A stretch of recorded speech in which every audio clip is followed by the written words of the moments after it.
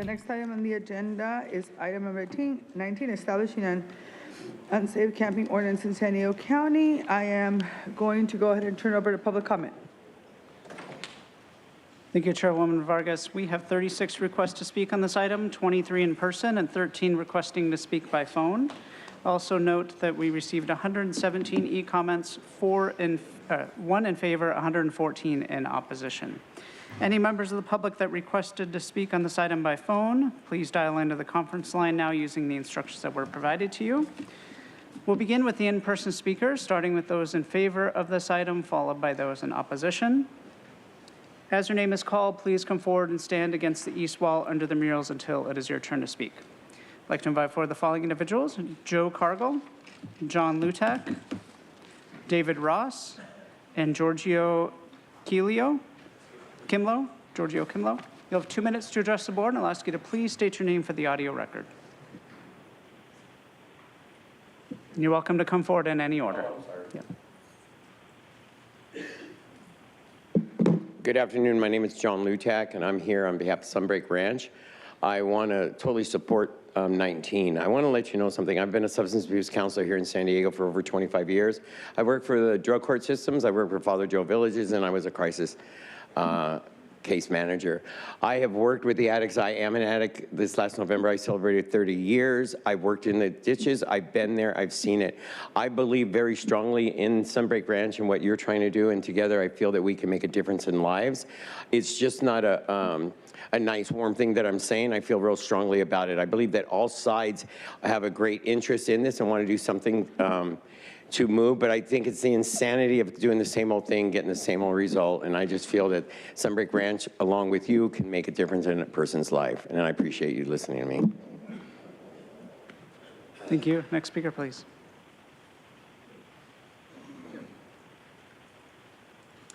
Board of Supervisors, my name is Giorgio Kimlo. How you doing?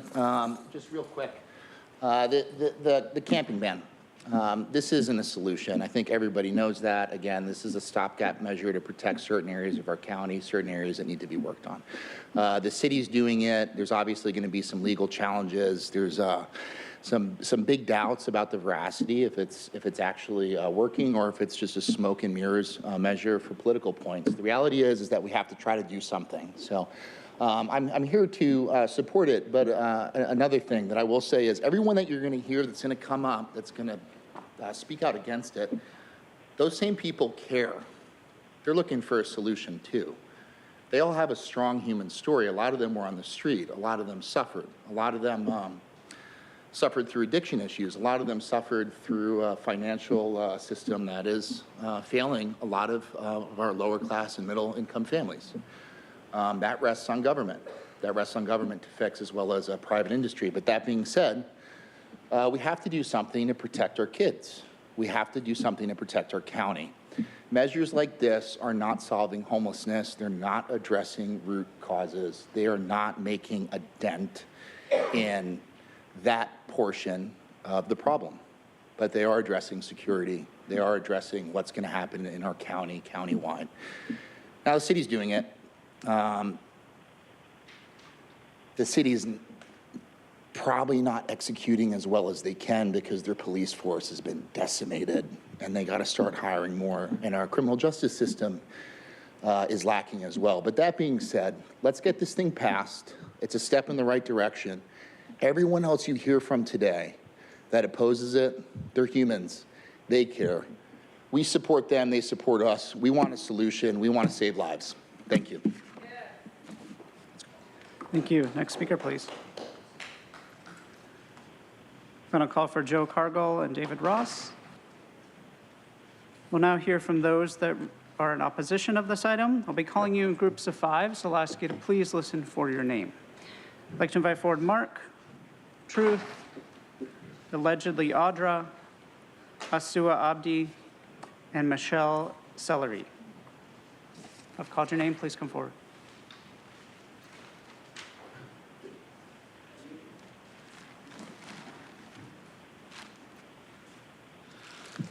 Mark, first of all, if you don't stop the Federal Reserve from causing inflation, nothing you do about helping people camp or the homeless in these areas will do any good whatsoever. Slowly but surely, a small percentage of the population will continually just keep becoming homeless, which is their plan. It's boiling the frog slowly. So I've already told you guys how you could have 10 by 10 foot rooms for about $1,000 each, printed by Appy's Core. You could have a common restroom and shower area with multiple bathrooms, as many buildings, bathrooms and buildings as needed. You do need to spread them out. My idea before about having them all on Fiesta Island, while that would work, except the mobility hub would be overwhelmed. So you do need to spread them out, perhaps 500 people in 20 different locations near mobility hubs. Of course, I doubt the city is going to do this because it's quite obvious to me after more than a decade that for the incredible amount of money you're spending, you don't care about the problem and you're not trying to fix it. It's intentionally, systematically created. Which is just about the only way. Klaus Schwab's statement, by 2030, you'll own nothing and be happy. Well, of course, you won't be happy, but the only way that could come true is with a corporate policy like you guys are adopting and not stopping inflation. We will go bankrupt. It's a fourth grade math problem, absolutely inevitable. So you're remiss to not be pointing that out as leaders. And anyway, I like the idea that you're helping people camp, but you could do it much more efficiently, and you're probably subsidizing the land with your corporation with our tax dollars. That's a scam. Thank you. Next speaker, please.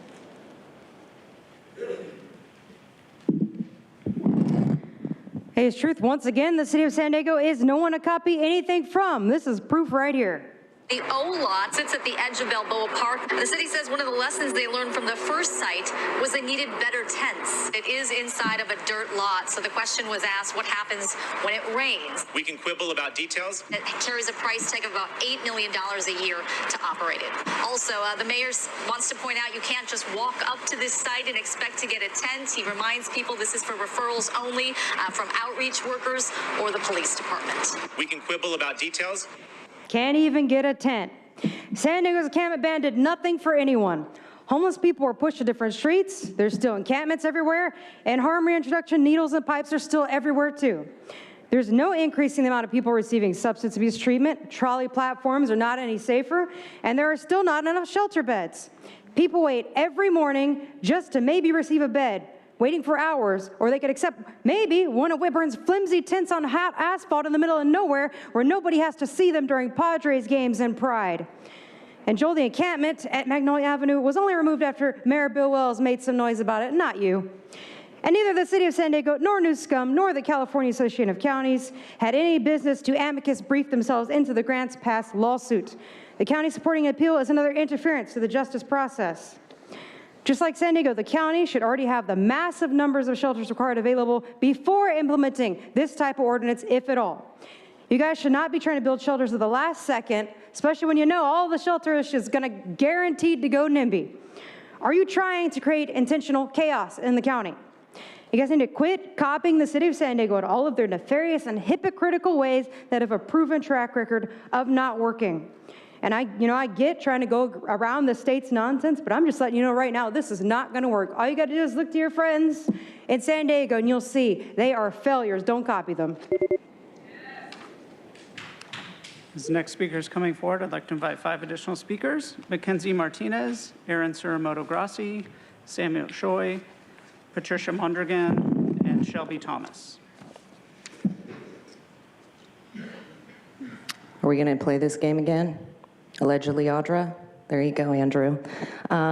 Yeah, so anything that we're doing, see this, everything is a business in the county, in the state, the cities, wherever it is, the United States, everything is a corporation. It's all about making money. So therefore, you can't get rid of any of the problems, otherwise it doesn't make you money and you can't get funds. So we will never fix this problem. And it doesn't matter if you sit here and you say it's like an unsafe. It's not unsafe, you just don't want them there. And this has to do with a global control takeover and has nothing to do with providing the people with anything that they need. And it's sad because there's so much money here. There's so much, and it costs so much to live here, and yet people are suffering, and they can't even, there's no affordable housing. That's the thing. You guys want to act like you're going to provide shelters, affordable housing, and you fail miserably at it. And I don't know how a parking lot is a shelter. But it has nothing to do with wanting to help these people. It just doesn't look good for the community, according to you guys and the mayor, Todd Gloria. So we got to move them down the road. It's like a stigma instead of really helping these people, because we could actually help them. But instead, we're just like create programs, give money to nonprofits, and do all of these things that are busy work that makes it look like we're doing something to help. But you can't sit there and say that we're, doing well when any time you throw money at something, it gets worse. That means that whatever you're doing is working, it's just not what you're saying it is. Because if you really cared about these people, they wouldn't be arrested just because they don't have a place to stay and because you guys don't have any place to offer them, just like the city. But yet then we let immigrants or people who are, coming across the border and provide them with every and anything that they need. Everything is upside down, and it's very sad that people look at you guys and they thank you for what you're doing, because basically they're thanking you for destroying everything in this county. Next speaker, please.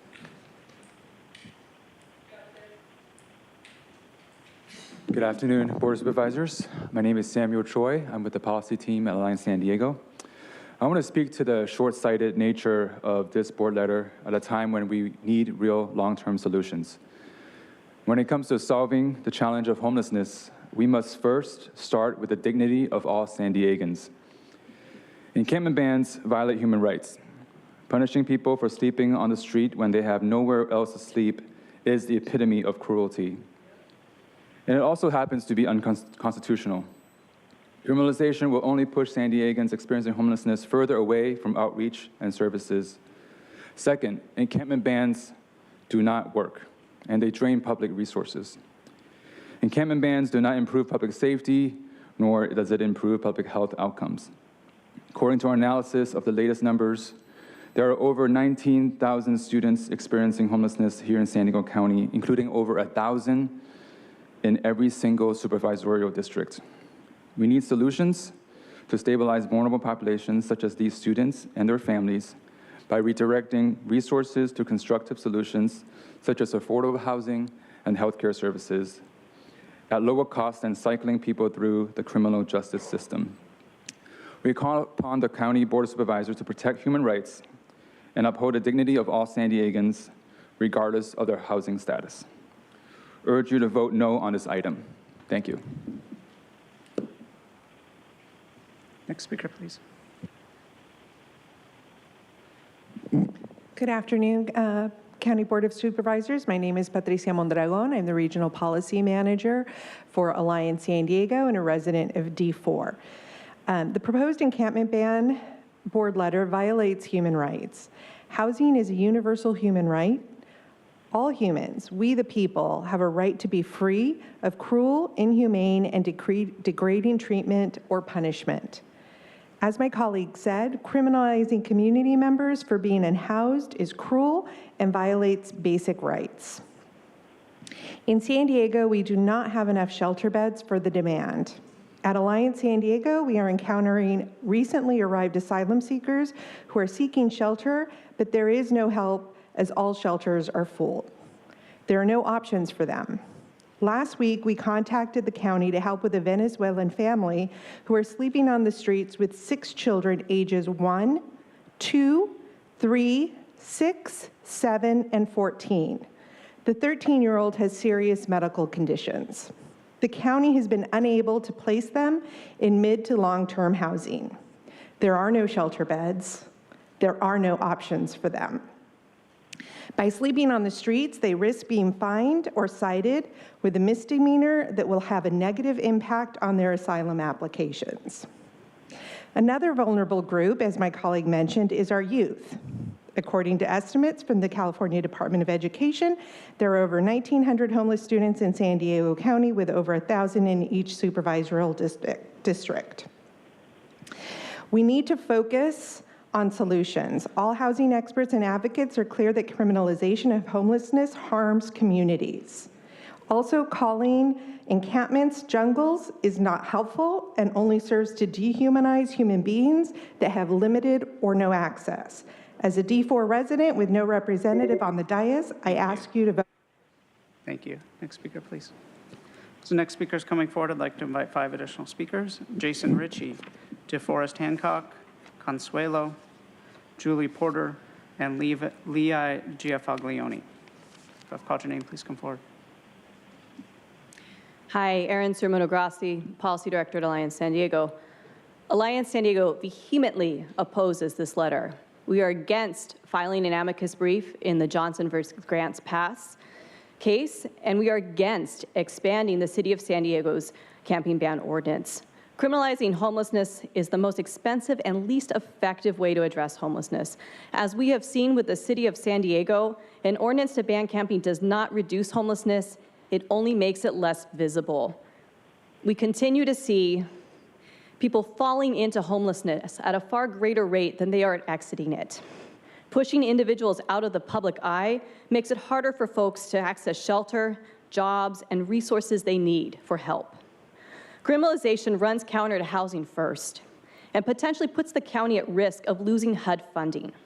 It also disproportionately impacts vulnerable San Diegans, including 19,000 children in the county of San Diego, seniors, people with disabilities, immigrants, and others.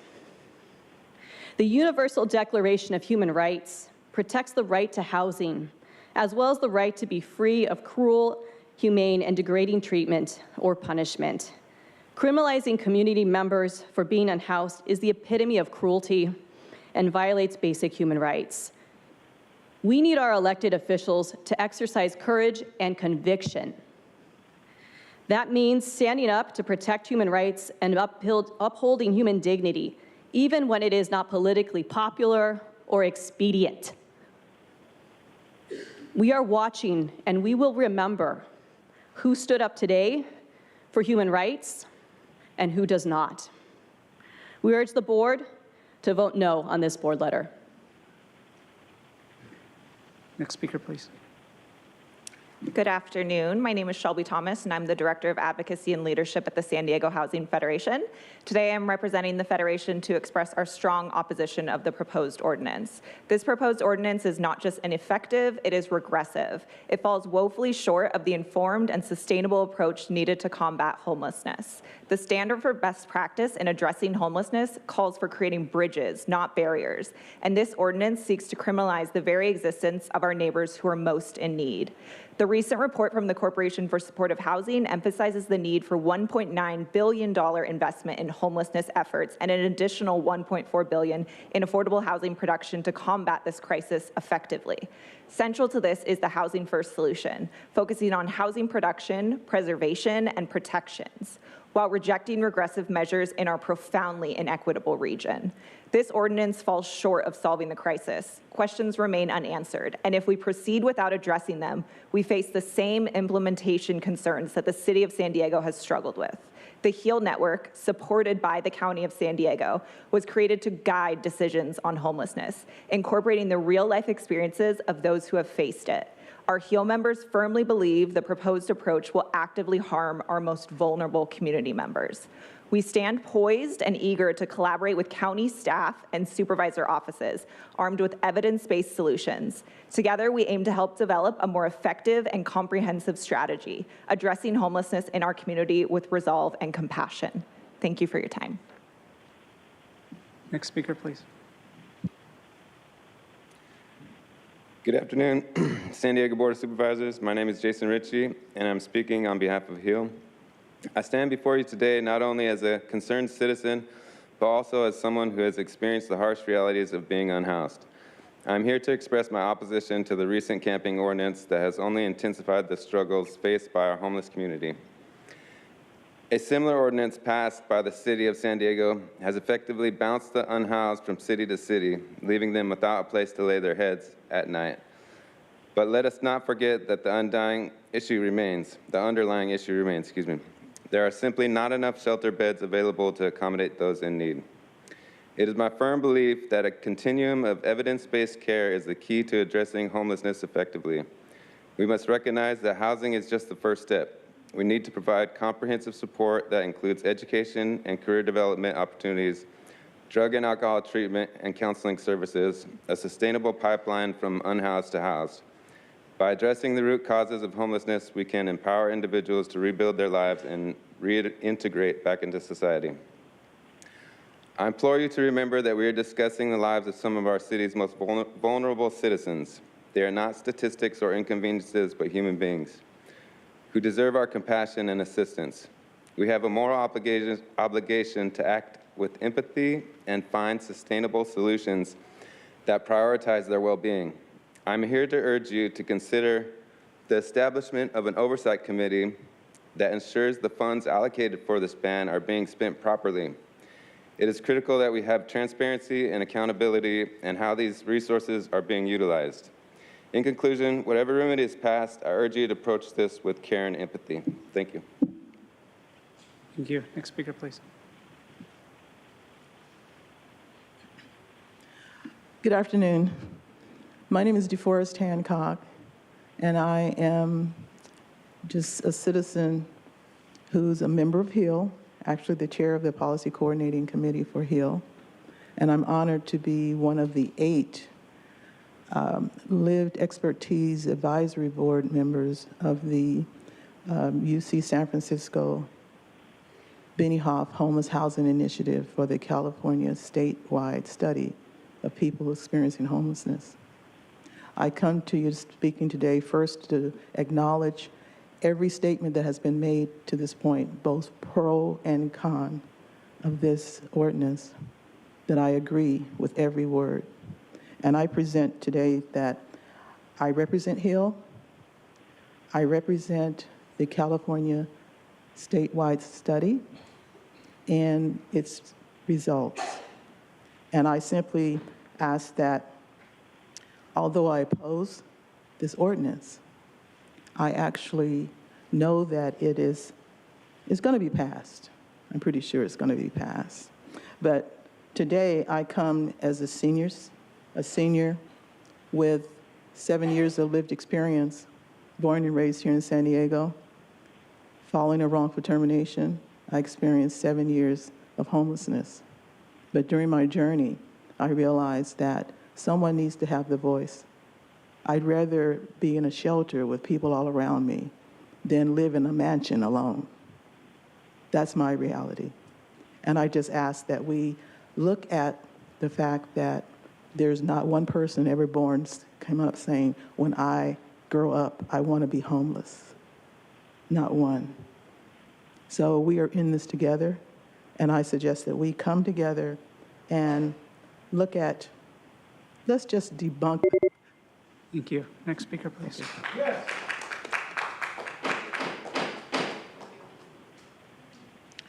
Hello, my name is Levi Giafleoni.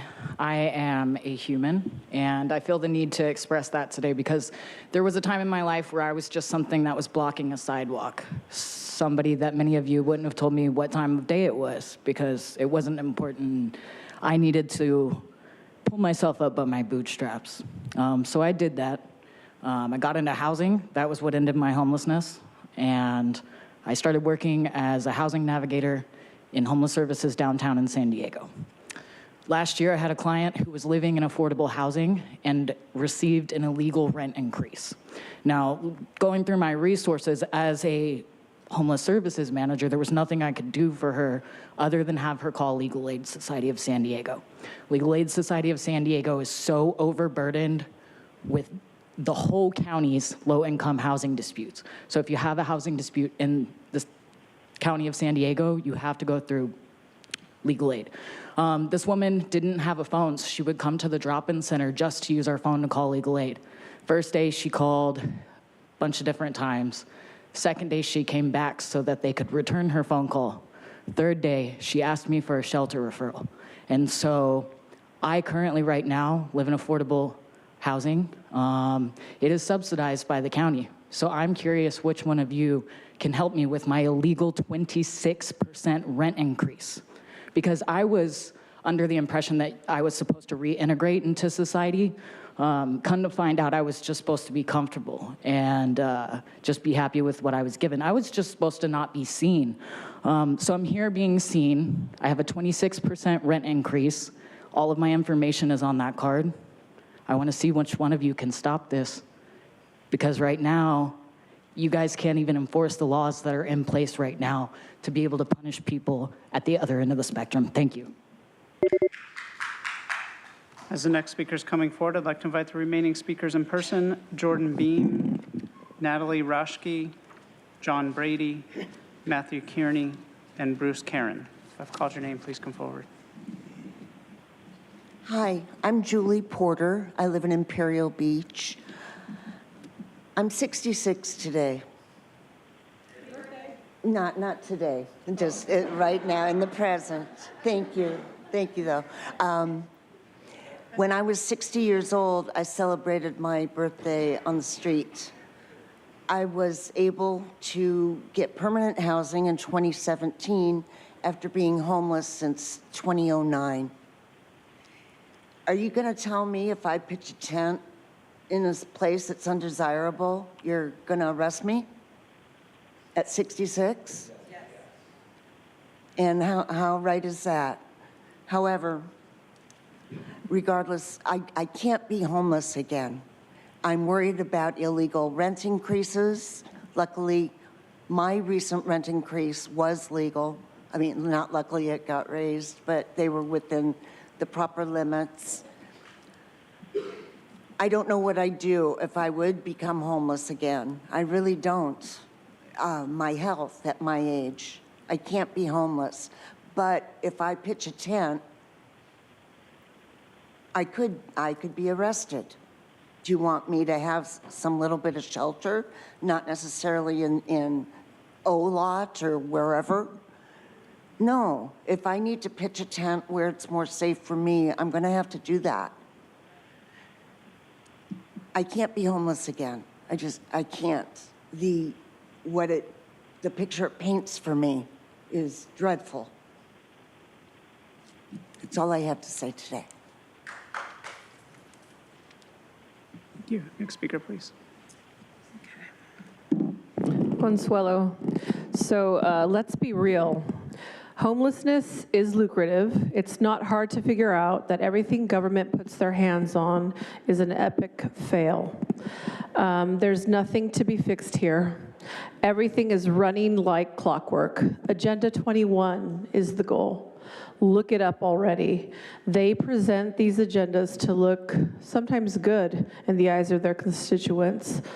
Always to save face, as I like to say. They have no solutions because the ones that work and have worked, been evidenced, had evidence that it did work, became defunded, like Project 25. So with that being said, I want to ask, are you getting it yet? Tara just stated, we are the wealthiest country. Yes, true, with the most homeless. People living in their own cars are being penalized while squatters who live in other people's homes are being protected. So there you go, there's an answer in case you want to avoid being arrested. Go to somebody else's property and you'll be protected. So with that being said too, are you getting it yet? The question is, are you getting it yet? Government doesn't work for the people. People want change, but they don't want to change. But they don't want to change for the change they want. Stop believing in government. Stop thinking they are here to help. They're not. They're here only to keep us all enslaved. Gosh, I have 21 seconds. That's all I got to say. Wake up, people. Look up Agenda 21, Agenda 2030. This is the goal. It is not a conspiracy theory. It's what's so. I thought I brought the book up. You can still get the program of UN Agenda 21 on Amazon.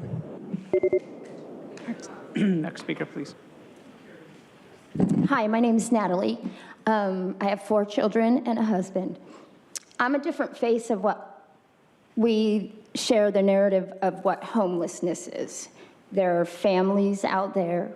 I'm a collegiate athlete, college educated, My husband as well, both of those things. I have a 16-year-old, 14-year-old, 9-year-old, and a 5-year-old. We were in a van with no options, not because something I did. I've never been arrested. I've never had any interaction with the police besides being homeless. I've never been addicted to drugs, nor my husband. COVID, that wasn't something we did. And we shouldn't be penalized or have my children in fear. They go to Crown Point Elementary School, Madison High School, and Beebe Middle School. We had to pitch a tent at times, 6 people in a van. There are no resources. And my kids are in fear of what's going to happen to their parents. Are we going to go to jail for trying to take care of my family and not have any resources offered to us? And not that we were asking for resources. We were just asking to let us be and try to survive. Why should children, I wish I would have brought my children here so you can tell them to their faces where we're supposed to go. What's going to happen to their parents if we don't do what the police say and go to this? Is it safe for kids to be pushed in a lot with how many other people that aren't families? In a place where I have to run all over to take them to 3 different schools?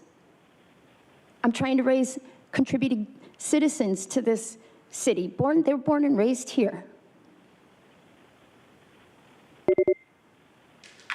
Next speaker, please. Honorable Supervisors, my name is Jordan Bean, and I'm the Chief. Jordan, I'm just going to remind folks that the rules apply after lunch as well as before lunch. And ma'am, who just spoke, if you are interested in speaking with one of our county staff members, there's plenty of them, and we're happy to make sure that one of them can help you and assist you if you'd like. Just let us know. Honorable Supervisors, my name is Jordan Bean, and I'm the Chief of Staff for the Regional Task Force on Homelessness here in opposition to the establishment of an unsafe camping ordinance in San Diego County. Right now, our region is seeing an influx of people into homelessness that outpaces our ability to stem that flow. We've not had a month since March of 2022 where more people in our region have exited homelessness than began experiencing it for the first time. The way to turn the tide is clear. Our region needs to vastly increase the amount of affordable housing available to residents at all income levels. In the interim, we need all types of shelter options connected to coordinated street outreach to see real reductions. This proposed ordinance brings us no closer to what we need to be successful. No one wants to see encampments as an alternative solutions in our region. That's why in January 2020, RTFH adopted policy guidelines for a regional response to addressing encampments throughout San Diego County. These guidelines lay out clear, concise best practices to follow that, if done correctly, will lead to positive outcomes for everyone involved, including those living in camps and encampments. These are the steps that the county has and should adopt if they want to see real progress on this very difficult issue. We stand ready to help and provide our expertise if supervisors believe it would be helpful. Let's work together to follow best practices, increase our capacity to meet the needs, and work in collaboration to resolve the issue of camping and encampments. By focusing on what we know works, we can make real and deliberate progress on this issue. Thank you. Next speaker, please. Chairwoman Vargas and supervisors, thank you for your time today. My name is John Brady with Lived Experience Advisors. We have a housing crisis, not a homeless crisis.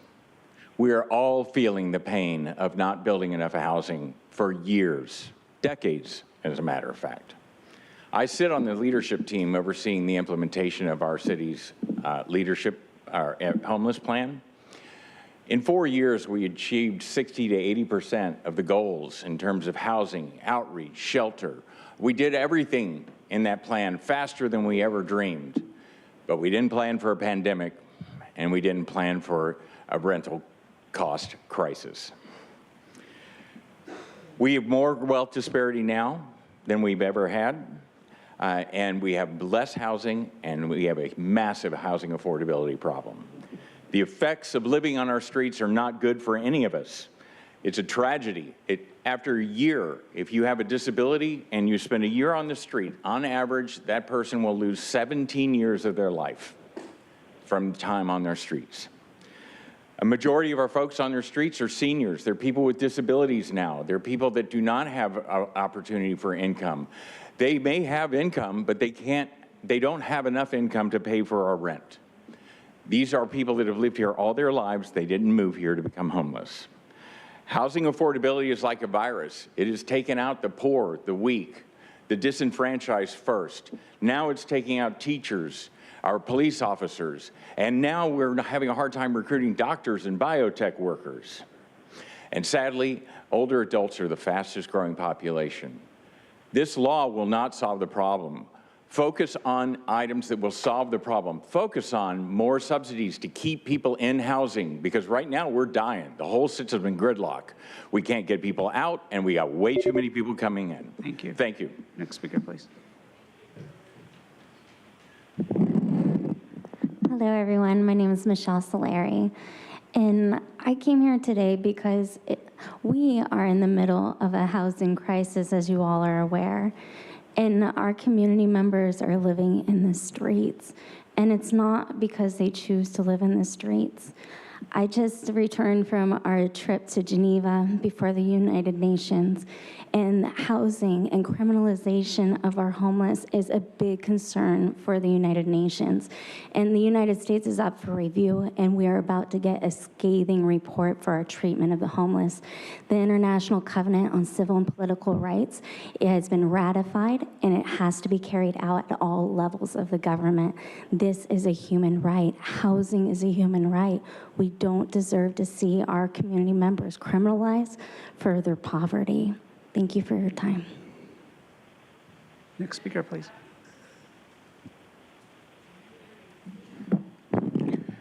Good afternoon. Thank you for allowing me to speak. My name is Matthew Carney. I have experienced homelessness, and you're taking a serious problem and you're sweeping it under the carpet. You cannot make this disappear by voting for this. It's not going to work. I am living proof that permanent housing works. I lived in my van for 10 years. I lost my van, suffered PTSD, anxiety, attempts at suicide. I was a teacher. I have a bachelor's. I have a teaching credential. It can happen to any of you. It can happen to your family, a brother, a sister, a neighbor.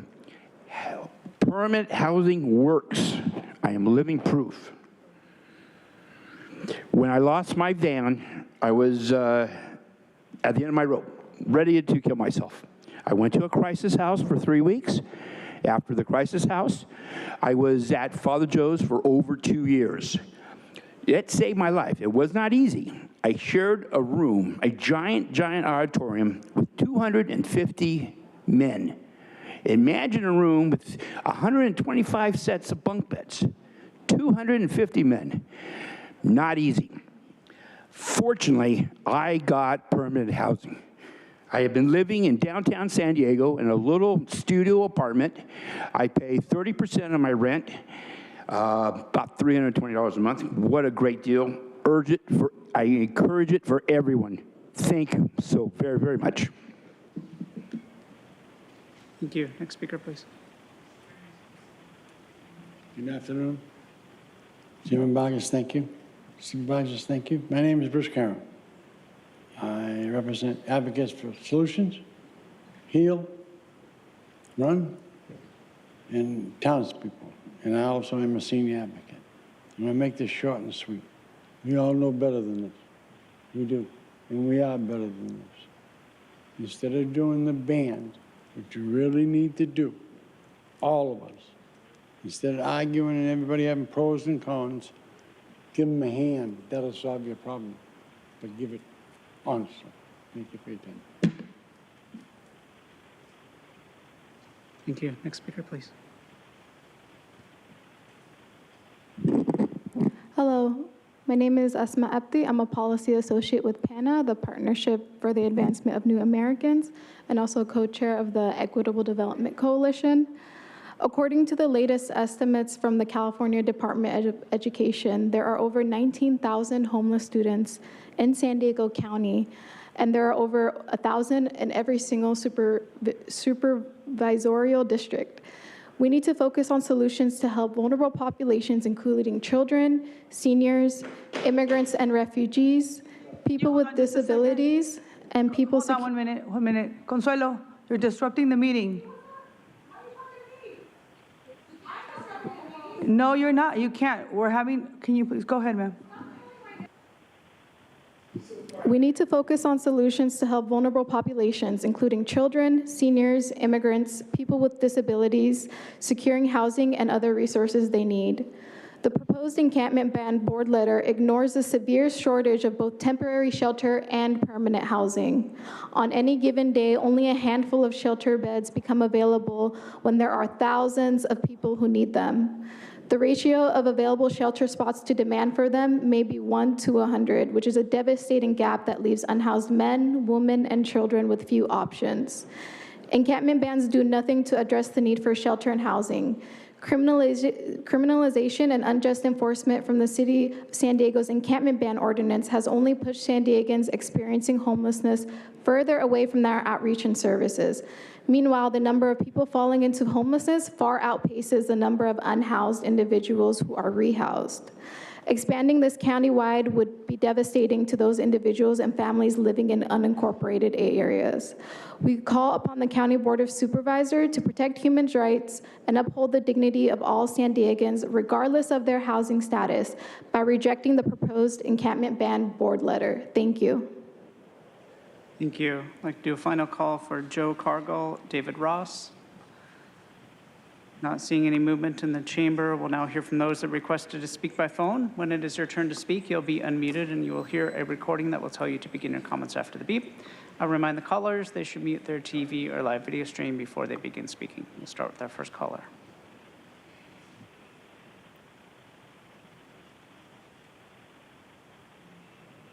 Good afternoon. I'm Zach Schlegel, calling on behalf of PATH.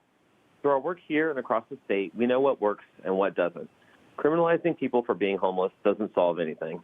It only compounds the problem and makes it harder for service providers to find and engage with people on the street.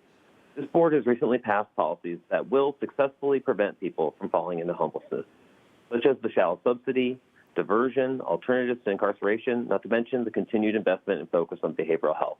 Yet, a regional shelter network is far from reality, with most regions having a shelter capacity that is dwarfed by the need.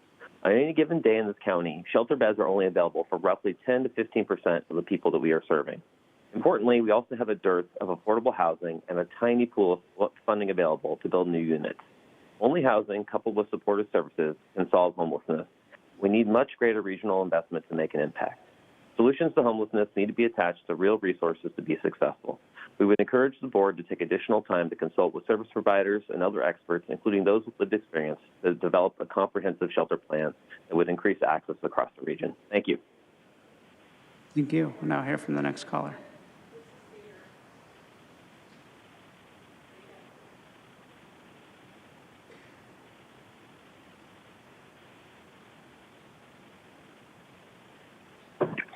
Hi, my name is Liliana Soriano. I'm a resident of District 4 and the policy advocate at Youth Will.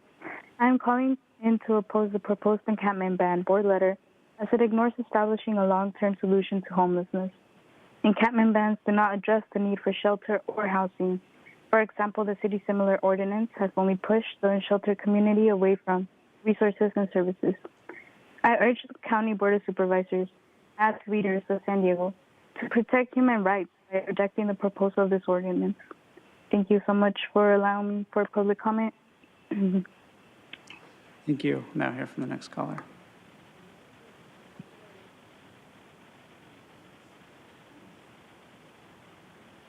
Kevin Stevenson. I am deeply opposed to this item. Man, Joel Anderson, you're really on a roll today between defending the disastrous 1978 Prop 13 and being against the common sense 28th Amendment and now this.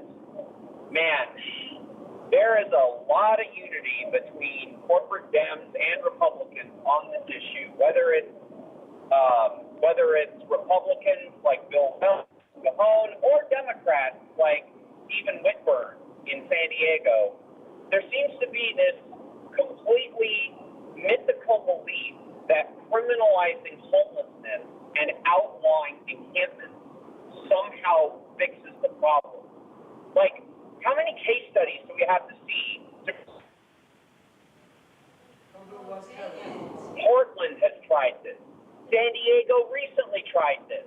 Has homelessness gone away? No. In fact, there are still encampments in downtown San Diego in Stephen Whitburn's own district. Criminalizing homelessness doesn't work. Shoving people out of their tents and forcing them somewhere else, that doesn't do anything. We need to change course. We can't keep criminalizing homelessness. We're talking about the least powerful people in society. So, yeah, I firmly stand against this because this is not going to help. This is not going to help the homeless.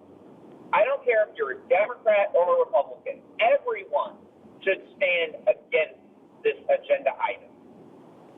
And I would like to see Democrats on this board stand up against this because something tells me, I don't know, Tara, you got a lot of wealthy NIMBYs in your district. I hope you're not going to pander to. Thank you. And I'll hear from the next caller.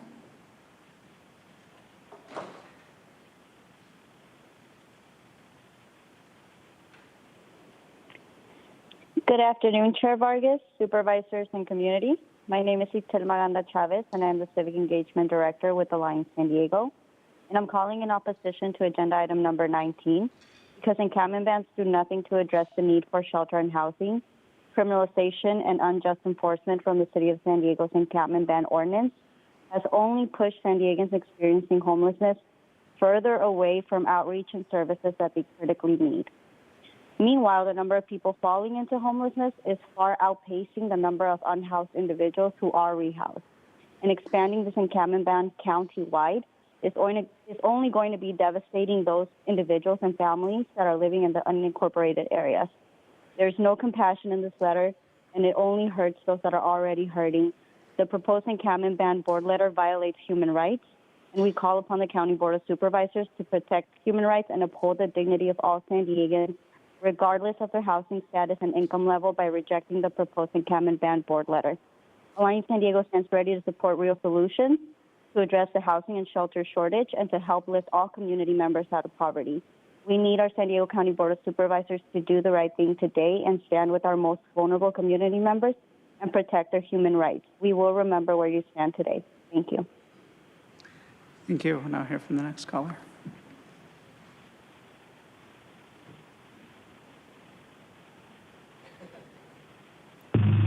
Paul DeBold on the Martin versus Boise court decision said that you can't roust the homeless unless you have a shelter for them.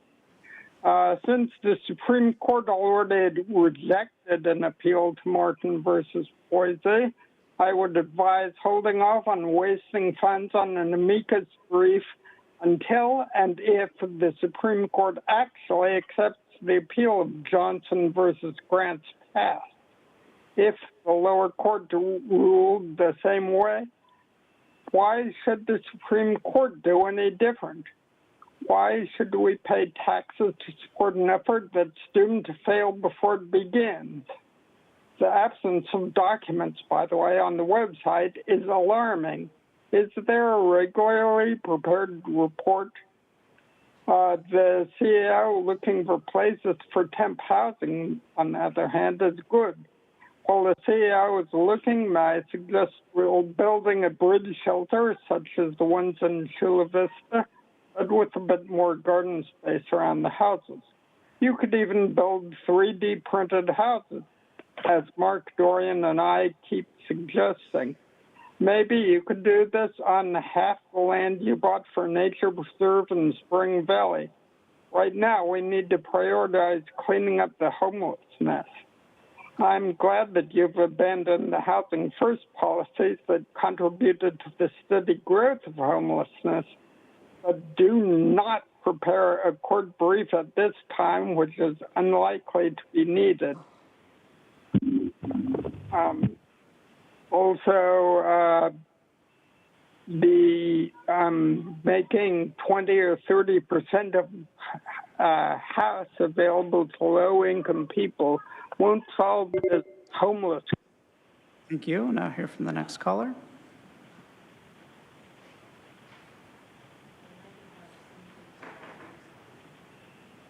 Good afternoon. My name is Judith Boz, and I'm a resident of District 4. I am opposing item 19. As a resident of North Park and a former resident of Hillcrest, I have seen the impacts of criminalizing unsheltered people. Every other week, I have watched unhoused people leave sidewalks that are being cleared just to find another area within the same community. I see the faces of people who are constantly forced to relocate because of our city and county's failure to provide housing for our most vulnerable. We are criminalizing people who already face fierce opposition for something they cannot control. We quite literally push people off of the sidewalks into highway overpasses and further away from service providers that spend so much time and energy to help our residents. The county and city cites dangers such as fires, fecal matter, and trash that take up space and make San Diego look less appealing to residents and tourists. The trash reflects the lack of regard, planning, and humanity we have shown our most vulnerable residents. The reality is we don't have enough housing, and until we do, we shouldn't focus any efforts on bringing up resolutions or ordinances that would further harm and criminalize our most vulnerable. Thank you. Thank you. Now hear from the next caller.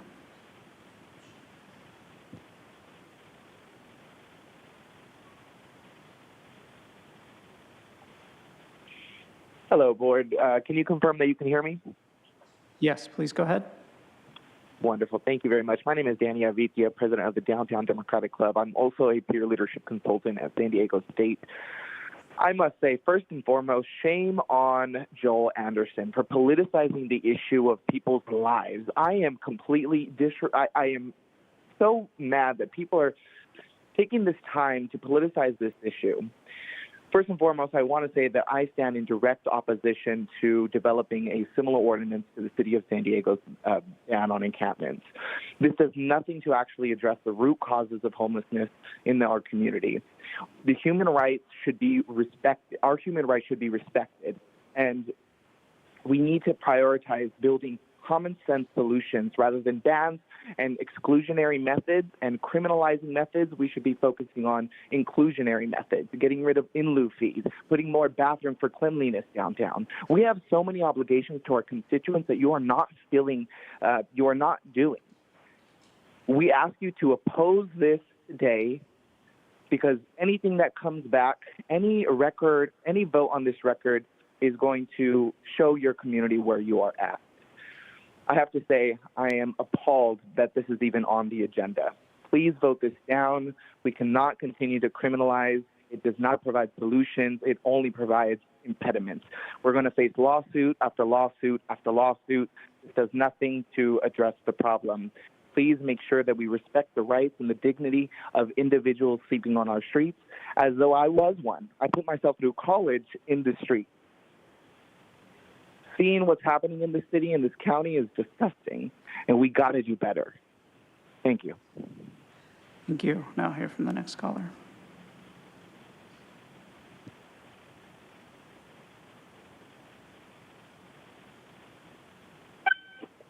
Good afternoon. My name is Mackenzie Martinez. I'm the advancement manager at Alliance San Diego and a resident of District 4, and I'm calling in to strongly oppose item 19. This letter blatantly criminalizes homelessness and does not offer any solutions to the problems being faced by our unhoused community. There is no crime that they have committed other than to have been failed by the system and the protections that our government and society are meant to have in place. Instead of recognizing the humanity in this crisis, this motion would force people into dangerous and risky living situations which could exacerbate pre-existing physical and mental struggles. It forces San Diegans experiencing homelessness further away from outreach and services, which delays their ability to find stable housing. San Diego already has the highest cost of living in the country. This is no surprise that then our neighbors, friends, and community members are continuing to lose their access to safe housing, especially in the face of motions such as this. This is a clear attack on human rights and should not be passed. We need to come together as a community and lift up the most vulnerable of our county to find sustainable and long-lasting solutions that benefit all. It is our duty to find sustainable, holistic, humane solutions to these issues instead of criminalizing these individuals that struggle. Thank you. Thank you. Now hear from the next caller.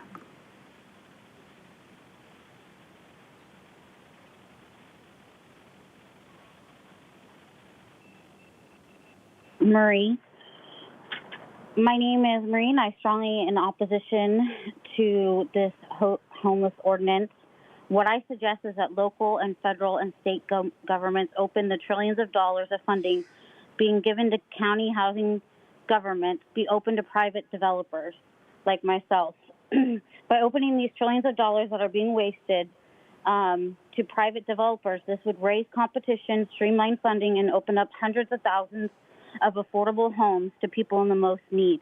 With these trillions of dollars of funds through grants, and you can research them online through our state government grant programs and through the housing commissions, and see what grants are being directed to our county, state, and local governments that are literally putting up 10 units, 20 units, when as a developer as myself with those same funds could house millions. And so these funds are being wasted. Prior to becoming an entrepreneur, I was on, I'm a single mom, and currently I was on Section 8. I was taken off the Section 8 wait list to give you an example of the waste of taxpayer money.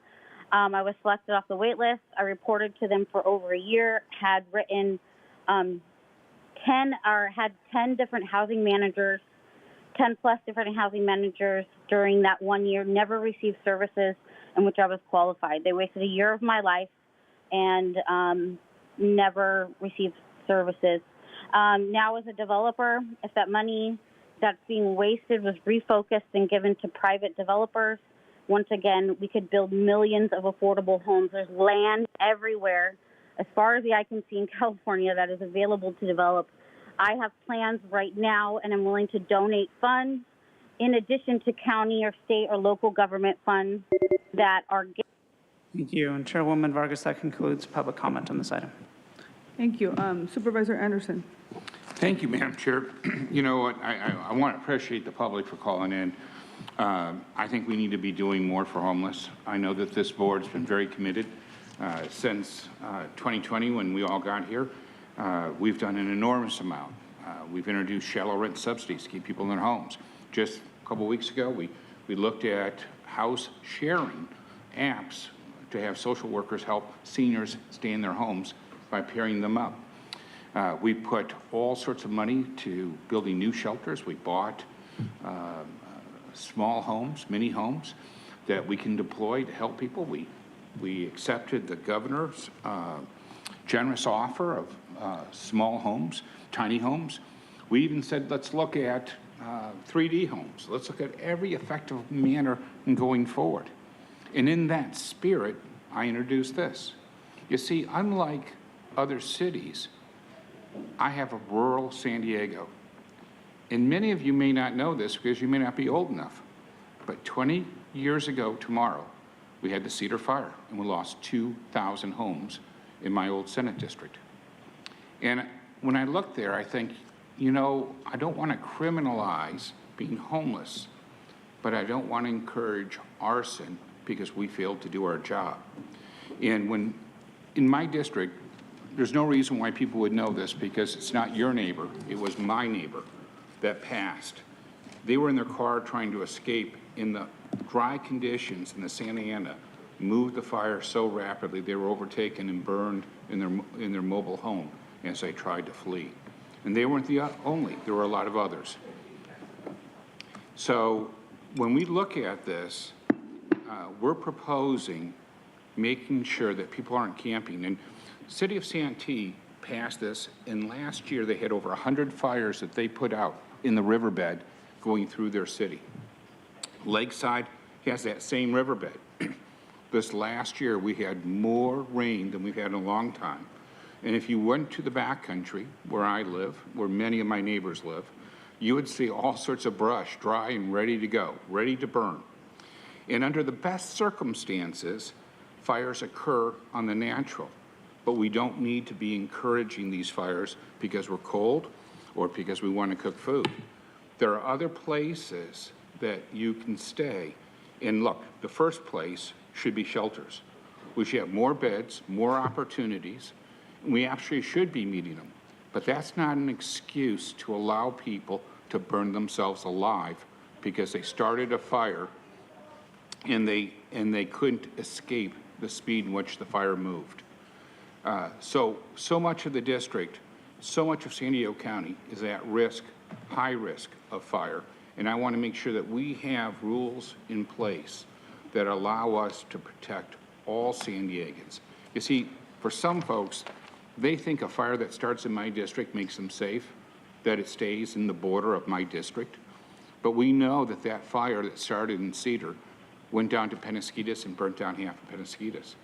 And it followed all of the wildlife corridors that we so carefully designed into our communities to allow animals to go from one side of the city of San Diego to the other. So that fire almost burnt down the ocean front. We've got to be thoughtful in our approach, and nobody should die because we failed. And one of the problems with the Boise decision is it doesn't allow for our district, my district. It doesn't allow for us to protect all citizens, including the person that potentially will burn themselves to death because they started the fire. So, you know what? You can speak on your time. It's my time now. I would like to have the floor and finish my thought. But thank you for sharing. Supervisor Anderson, let me just inform Consuelo that this is her third warning. She's disrupting the meeting, so I'm going to ask you to go ahead and leave. All right, so then this is, Audra, this is your third warning. Yeah, so they all count from the whole day. So this is your third, either one of you. Yes, ma'am. So I'm going to read you the rules. So here we go. The rules are, Rule 4D, the board wishes to ensure that the business conducted in an orderly fashion and that have an equal opportunity to observe and participate in the proceedings. Each person who addresses the Board of Supervisors should not use loud, threatening, profane, or abusive language that disrupts, disturbs, or otherwise impedes the orderly conduct of the board meeting. Any such language or any other disorderly conduct that disrupts, disturbs, or otherwise impedes the orderly conduct of the board meeting is prohibited. So, the process is that I warn you a couple of times. I have warned each one of you, probably about 20, but I have officially given you warnings throughout the day since we started at 9:15, and I have it written down. I've asked council to write them down. I've asked the chief to write them down, the clerk to write them down. So, I'm speaking because I want to make sure it's very clear. Listen to me. So, I am asking you, whoever was yelling right now, both of you have said, both of you are speaking off topic, are speaking out of place. So, I am letting you know right now, I'm giving you this warning now. I'm going to give you a free pass because this is a very important matter for us. And I'm going to give you, it is, what time is it now? Because I just want to be clear. 2:22. I'm going to make it very clear. This is your last warning. Both of you have 2 warnings on the record. One more time, both of you are out. You got it? Got it. All right, Supervisor Anderson. Thank you, Madam Chair. So we're going to do 3 things with this board letter, or I'm attempting to. We're going to create a policy that makes sense, that reflects the fire danger, and that we're not allowing people to live in the riverbed and expose us to fire that's unnecessary. I don't want to see them hurt, and I don't want anybody in the surrounding area to be hurt, and I certainly don't want to see another fire come all the way down to the coast because we failed to protect people. On the same token, I understand under the Boise decision that if we don't have a shelter bed, that we may not enforce the law. So I would like to look, and I have a question for our council. I know it's late, and I wasn't sure, but and I wrote this down because I want to be precise. I'd like to ask you, in recommendation number 1, which was for the county to file an amicus brief supporting the legal actions by the city of Grant Pass, Oregon, similar to the action taken by the city of San Diego and the governor and others who have filed amicus briefs. It's my understanding that the California State Association of Governments, CSAC, recently filed an amicus brief in the Johnson versus Grant Pass case. Is that correct? Yes, we voted as Go ahead. You want to answer? Yes, the CSAC did file the amicus brief on that matter in September. That action essentially covers the county, correct? Correct. Okay. October 16th. So the reason why I want to do that is I want to make sure that the judge understands we're not talking about downtown San Diego. We're talking about a high-risk fire zone. We're not talking about whether we have a preference, whether they're on the sidewalk or not. We're talking about if you put yourself in harm's way by creating a fire in a high fire risk area, we can prohibit that. So I want to make sure that we're in support of that moving forward. The second thing is this board letter asks that we expand and speed up the process of shelters so that people do have a place to go, and that I believe that it looks to allow whether it's camping shelters, whether it's hotels, no matter what the shelter is. And I want to remind everybody, our goal is not shelters. Our goal is to lift people in our community and return them to permanent housing. Our goal, the shelters are merely the tool that we use to improve people's lives. So when I hear people say, well, our goal is shelter, that's not my goal. I'm done with the status quo. I want to see change, and I want to be part of that agent of change. And that means that we have to be doing our job at the highest level. So this board letter essentially wants to set a policy that takes in consideration for, potential fire danger in other potential dangers that perhaps I don't know about, that our staff would know about, and to bring back that policy to us, but also balance the Boise decision knowing that we're not trying to criminalize people who are poor or down and out on their luck. So I want to make sure that we're clear moving forward with that, but at the same time, we support at any opportunity to make sure that we're lobbying that the Boise decision takes in consideration real, true danger, and we're not talking about somebody upset because somebody's on their sidewalk. So I want to look at that, and then we also take in consideration what we can do to speed it up. Are there county areas where we can offer these people camping areas until we get more proper shelters available so that we can simply help them relocate? So that's the goal of this. I hope to earn everybody's support today, and I hope that for the people that read only the first line of my board letter, they better understand the whole process. And if you're late to the dance and you don't realize what this board has done on homeless, different than the cities. And the last thing I want to share as part of history is, when I first got elected, I said that homelessness is a regional issue. It's not one issue. Some of you may remember, may be old enough to remember, that on Magnolia Street in unincorporated and in the city of El Cajon, we had over 112 tents. We had a lot of people living there. It was a horrible, horrible circumstance. And every time the city would go to enforce anything, they'd all take 10 steps into the county. And then the sheriff would come out at our request. And when we went to enforce the law, like you can't be running around naked, they would take 10 steps back into the city. So I created an MOU, Memorandum of Understanding, asking every city in my district to ratify it so we could work together. So if we're going to go out to Magnolia, where it's divided between the city and unincorporated, we'd do it as a team. That the police and the sheriffs would show up together, that when we send out PATH to do some of the street outreach, they send out people to do the street outreach. We want to make sure that we're united in this front, because our goal is not to kick people down the street. Our goal, my goal, is to get people off the street. It doesn't solve anything for me to push people into neighboring communities when it doesn't solve the problem. And I think that we have to bear that in mind. I think so often people are so emotional. You know, I get a lot of texts and emails and from people in the district who are frustrated, and they want to see more action, they want to see better outcomes. And they're always reminding me that people who make money doing homeless outreach, people that benefit financially, may not be interested in solving the problem. This is one of the many things that we do working with those NGOs to solve the problem and sends the clear signal. No, we're investing in people who truly care about getting people off the street. And I think it's important because when you hear NGOs come up here and speak against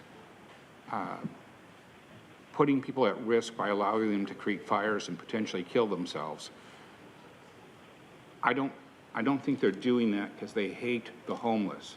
I think they're doing it because they've never lived in my district and they've only seen their small, tiny speck of the world, just like I have in my district. So with that, thank you very much. I'm making the motion. I've learned my lesson, and hopefully somebody seconds it. First of all, I have a lot of things to say and a lot of questions, so I'd be very grateful if I could have space today on the dais to ask all my questions and say all my thoughts, because I have a lot to share and a lot of thoughts to share and a lot of questions. So just warning to my colleagues. So thank you. I think, as I said, there's a lot to be said. I think we just have to begin with kind of the very, very core principle that it is immoral and unconscionable that in one of the wealthiest countries in the world that we have people sleeping on our streets. It is a tragedy, and it is wrong, and it is a collective responsibility that we all share to do more and to do better.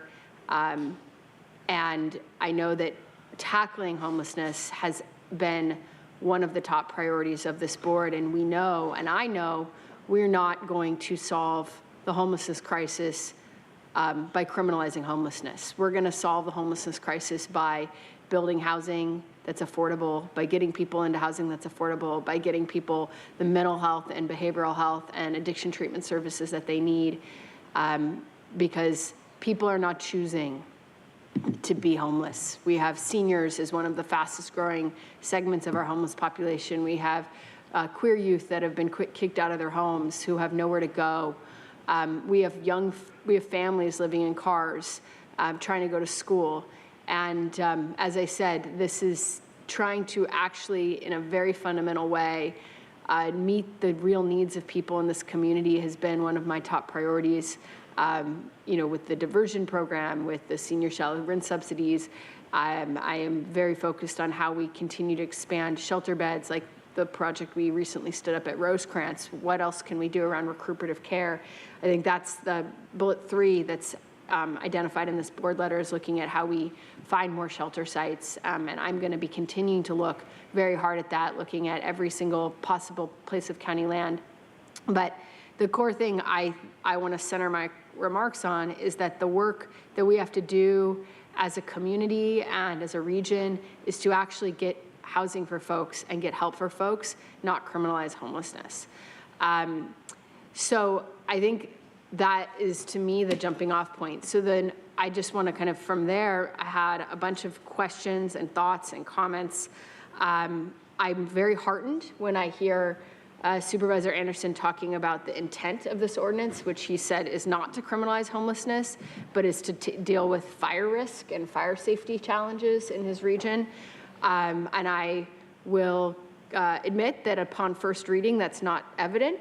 So it's very helpful in hearing the intent of the author that this is really about fire risk and not about criminalizing homelessness. So I just want to comment for the record that I think that intent, that drafting intent about fire hazard and not about criminalizing homelessness, is a very important piece of information of which I was not aware. So I appreciate my colleague of sharing that. I think when we think about an ordinance like this, we have to look at how camping bans have been enforced and implemented in other jurisdictions, and some of the challenges that have emerged in the enforcement. When I had the opportunity to actually put my legal hat back on, which I don't get to do very much, and went back and read the Boise decision and the Grants Pass decision over the last week, to try to kind of untangle this issue around enforceability.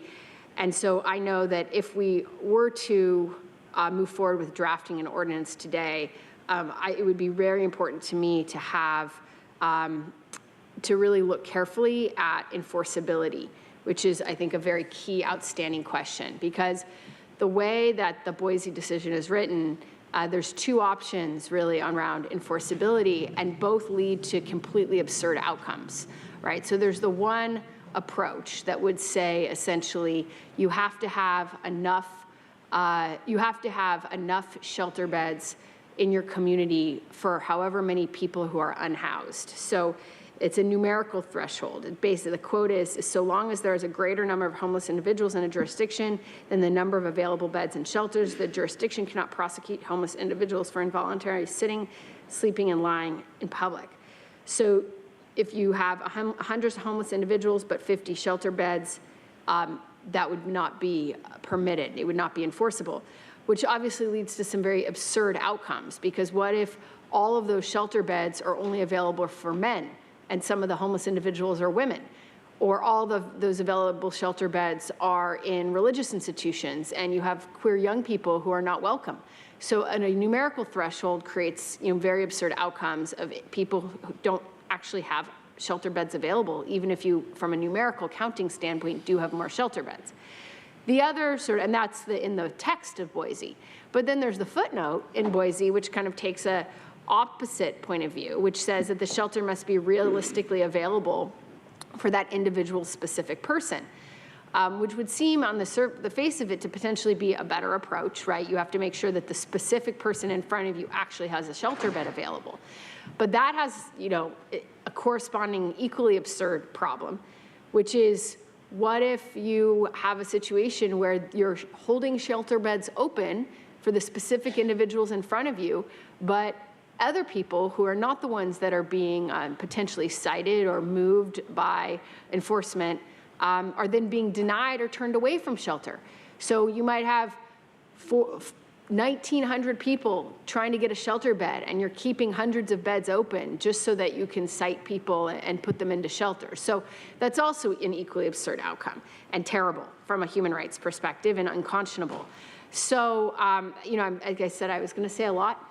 But I do want to note that in addition to, I think, the emphasis that my colleague played on fire hazard and not on criminalization, we would absolutely have some set of options around enforceability and a range of options around enforceability that would make enforceability contingent on both prongs, both the footnote 8 and the text of Boise being represented as necessary prongs in order for such an ordinance to be enforceable.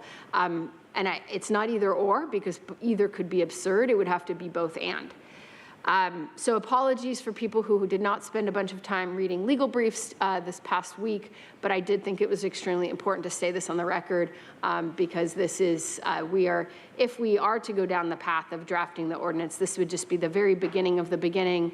The county does not work like the city. We're not voting on an ordinance today. This would be a very long and iterative process of drafts and drafts coming back. And I wanted to state for the record that making sure that both elements, both having enough beds for the whole population and having an available and appropriate bed for the specific individual, would both prongs of that would have to be met, in my opinion, for this to be not just legally pass muster, but frankly, for it to not be an absurd insult to people's human dignity and human rights in San Diego County. Which I think gets to some other comments that I wanted to make today, which is, we know that any ordinance is not going to magically end homelessness. It cannot and it will not, and the real work is to continue building housing, building more affordable housing, trying to get people into housing, get people treatment, get people services, get people more shelter. And so to me, that is, to some extent, that is the work that we should really be spending our energy talking about and focused on. And I do appreciate that this board as a whole has been incredibly supportive across all different kinds of interventions. And I think we have to continue working on that And as I said, I'm very interested in looking at county land and looking at 3 sites in particular. I'll be bringing a board item probably in December or January on potential sites that we can build more shelters on. You know, and I'm more interested in the action we took a few weeks ago on diversion, where we're really looking at how do we keep people from falling into homelessness in the first place. You know, so I think that those are, for me, the really important points of emphasis. I did have a couple questions for our county staff. I don't know, I think it might be appropriate if Helen might be the person to whom to direct it to. I wanted to better understand what tools we already have in the toolbox, because I do know we managed to, in my colleagues' districts, clear the Magnolia campsite. So wanted to just better understand what tools we already have in the toolbox. Thank you, Vice Chair. Yes, we do have several tools, and we have several teams that work diligently to work from a very humanitarian type of response, certainly not a criminalization type of response. So I want to make that very clear. We've cleared culverts out in the unincorporated area. We have had some issues where fire was a concern. Health and safety is always prominent. We did the Magnolia encampment clearing not long ago that you just referenced, hepatitis A, COVID, various cleansing activities where we needed to help people move so that we could do that appropriate cleaning and whatnot. And then we've had private property owners that have had encampments on their properties. So there have been a variety of instances where we've had homeless encampments that we've had to go out and address. And we have teams that help us do that. Obviously, we have the homeless assistance resource teams from the Sheriff's Department. They're not officers that are going out there to arrest. They're officers that are going out there to try to help and advise. We have our own MCRT teams, our behavioral health specialists that go out there for people that are in medical crisis. We have our behavioral health specialists that go out there and help provide behavioral health treatment and wraparound services. One of the things that I think we do, we spend a lot of time with is our HSEC staff, our community outreach teams that go out and build up a rapport with them. And they do that over weeks, days, weeks, months to try to help folks that are on the street that maybe we can help them reconnect with a family member somewhere. Maybe we can help them get into services. Maybe there's some eligibility things that they aren't aware of that we can hook them into services that way. In Magnolia, we were very successful in getting a lot of people moved with housing vouchers. So we got them into some kind of voucher system. So those are some of the tools that we have used. And I will say it's complicated, especially some of the items that you mentioned when they have a pet. You know, it's hard for them sometimes. They're not going to leave the pet, many of them. That is their comfort. That is somebody that they're close to and attached to. And so when we're trying to move them, we need to help them connect to a place that will take a pet. Obviously, you mentioned gender. Some have disabilities. We have to make sure that wherever we're trying to help them move to can accommodate their needs. But we work really diligently to try to build a rapport with them through the various folks that are on the street with them, trying to get to know them and trying to understand what their special needs are. And those are some of the tools that we've used. I don't know whether you want, I mean, No, we that have was very DPW helpful. and others that go out there and do a tremendous job on private property where we have to clear. And of course, we always consult with council to make sure that we're following all the right rules and regulations. But I want to tell you, it is completely from a humanitarian and a health and safety perspective that we're bringing to that interaction. Thank you. That was very helpful context. I just want to wrap up with kind of a few last comments. I just want to reiterate that, you know, if this was to move forward today, you know, from my perspective, there's sort of 4 pieces of legislative intent that would have to be really centered, right? One is the focus on fire safety and fire hazard. I think that my colleague made very clear. Secondly, that this is not about criminalizing people. And I think that's, again, what my colleague made very clear in his comments and as the proposer of this item. And then third, that we are really being thoughtful about avoiding absurdities with enforceability, and we're really creating clarity that we would need to meet both, an individual availability and population availability standard. In fourth, that we're centering people's humanity. That, at the end of the day, this is a population that's incredibly vulnerable. They're in need of support. We know that a third of our unhoused individuals are seniors. A third become homeless due to health reasons.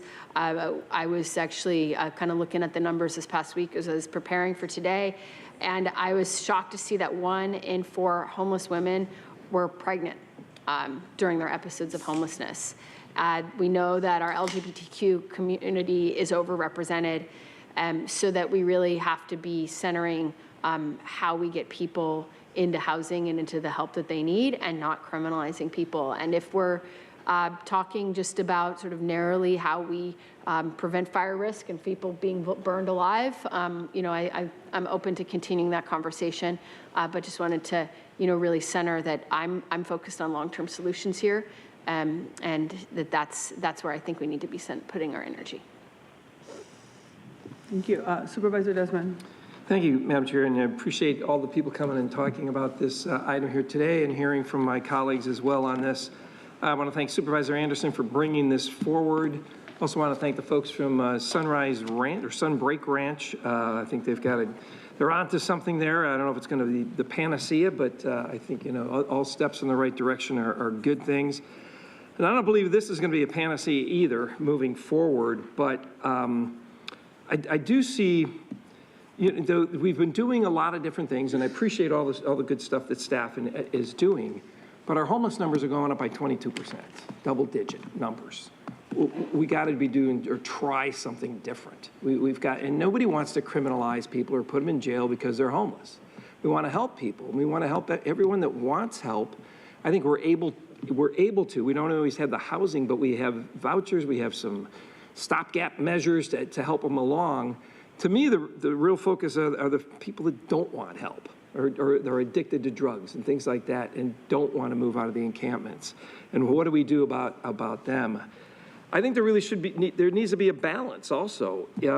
I get it if you're homeless and you shouldn't really just be able to pitch a tent wherever you want to either. You shouldn't just, be able to take over a park or sidewalks or things like that. We need to be compassionate, and as Supervisor Lawson-Reimberg mentioned, we've got the resources. We've poured tons of money into this. We've got the money to do, I think, the right things. But I also think we got to reclaim our streets, our parks, our schools, and our sidewalks. But we got to get people into the help they need. We have to get people into the help they need. And sometimes it may not be easy. Sometimes it might have to be mandatory, but to get people into the help they need, I think, is a more humane thing as opposed to just shrugging our shoulders and walking by. So one of the things I will mention, though, on shelters and things like that I'm hoping that as moving forward that staff takes into consideration the communities, hopefully are going to be supportive and on board for shelters in their community, maybe commensurate to the numbers of homeless that they have or something to that effect. But as we move forward, I want to make sure the communities are looped into the conversation. We just don't pick sites and say, okay, this is where we're going to put this shelter or that. But the communities are looped in, and maybe they can help out. Maybe some of the nonprofits can help with that effort. But nobody, I don't think, really wants to criminalize homeless people. Throwing them in jail is not the answer. Getting them the help they need is the answer. But we have to have the pipeline of housing. We have to have the pipeline of services. I think we're doing a good job on the services. The housing is definitely lacking. But we have to be in balance and take back control, I think, of our streets and our sidewalks and get people into the help they need.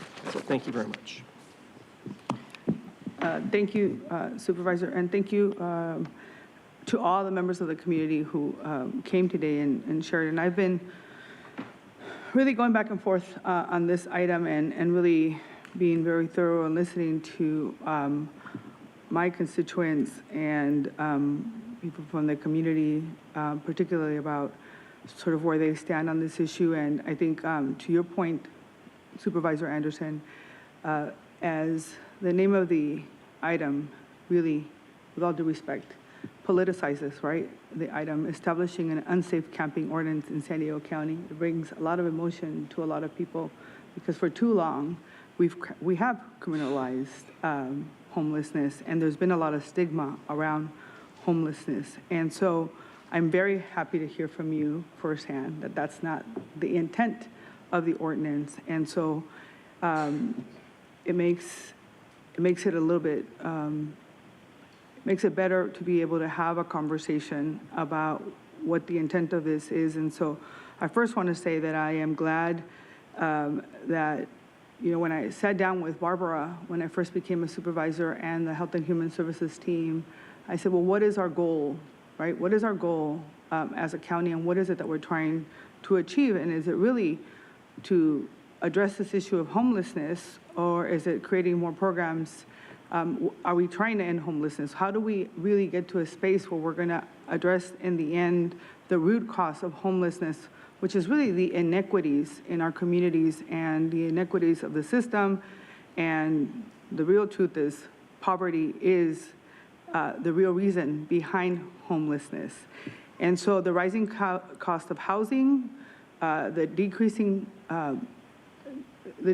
income inequities that exist, those are all the issues that are really are increasing the amount of folks who are homeless in our communities, because that is what's happening. That is why so many people don't have access to health care. That's why so many people don't have access to housing. That is why so many people who have mental health can't get the access to care that they need.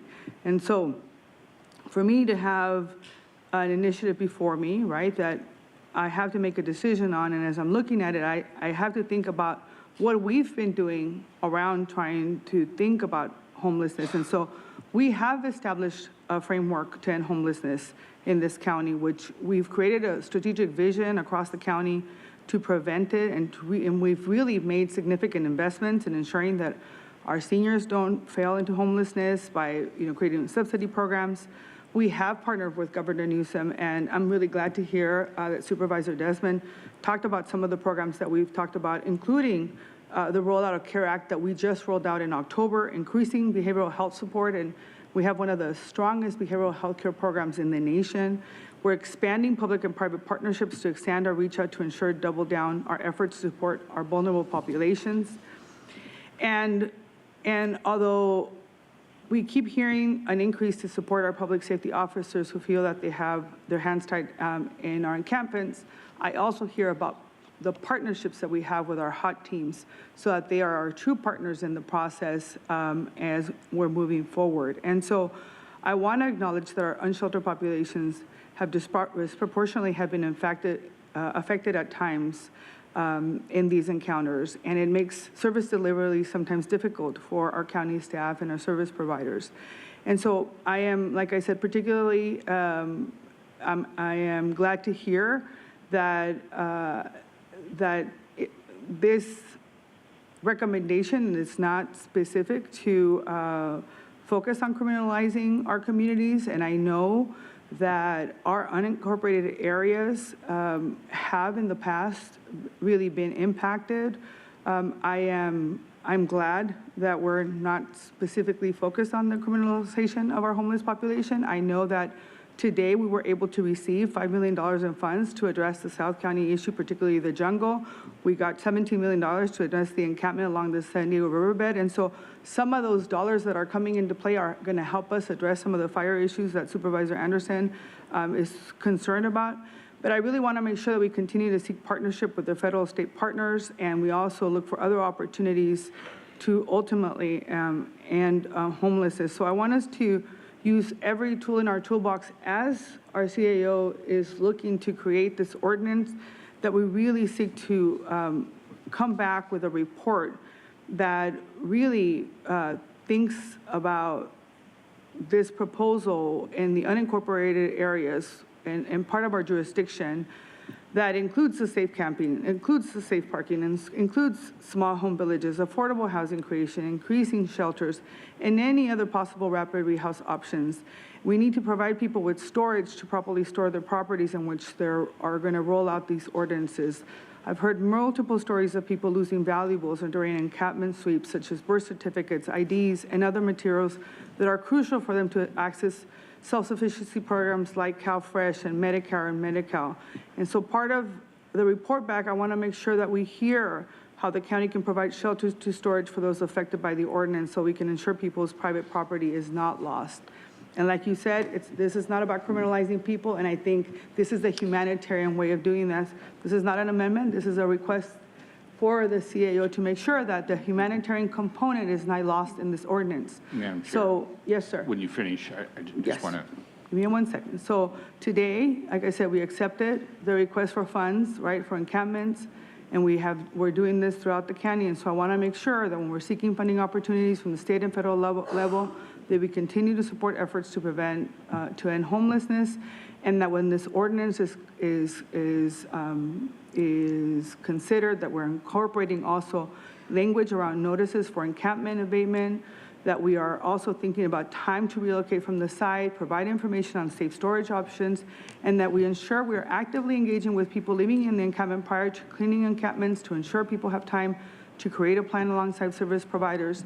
And I want to make sure that staff consider how many times we need to engage with a person before they receive any citations for illegal camping. So if we're going to talk about humanitarian, we declared homelessness a public health care crisis. And so if we're going to talk about humanitarian and we're going to talk about the fact that this is not criminalizing homelessness, let's do this ordinance in a humanitarian way, in a safety way, from a safety perspective, because this is not an easy task. This is not black and white. All of my colleagues said that.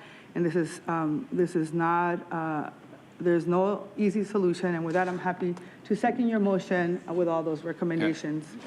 Madam Chair, I would just like, I agree with everything you said, but I want to remind my colleagues that we're entering the fire season. We've had record rains, and that let's not let the perfect get in the way of the good. At the end of the day, our #1 priority is to ensure that no camping fire takes 2,000 homes like Cedar Fire did 20 years ago. So thank you. You got it. You have a motion and a second, please vote. Chairwoman Vargas, that motion passes unanimously with all supervisors being present and voting aye. Okay, next item on the agenda is item number 20. Requesting that the President order the flying of the United States flag and half staff to honor the American lives lost in October 7, 2023, terrorist attack on Israel. I'm going to go ahead and open it up for public comment. Thank you, Chairwoman Vargas. We have 8 requests to speak on this item, 4 in person and 4 requesting to speak by phone. Also note for the record that we received 5 e-comments, 1 in favor and 4 in opposition. Any members of the public that requested to speak on item 20 by phone, please dial into the conference line now using the instructions that were provided to you.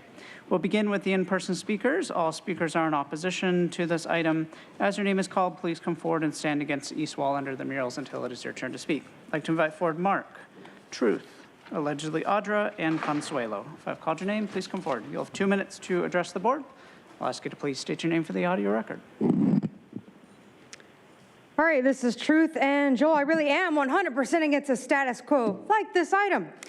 Because the truth is Biden doesn't care about what you or the rest of the county or even the country wants. And there's no unity on this topic because it's a not-so-veiled attempt at indirectly supporting Israel.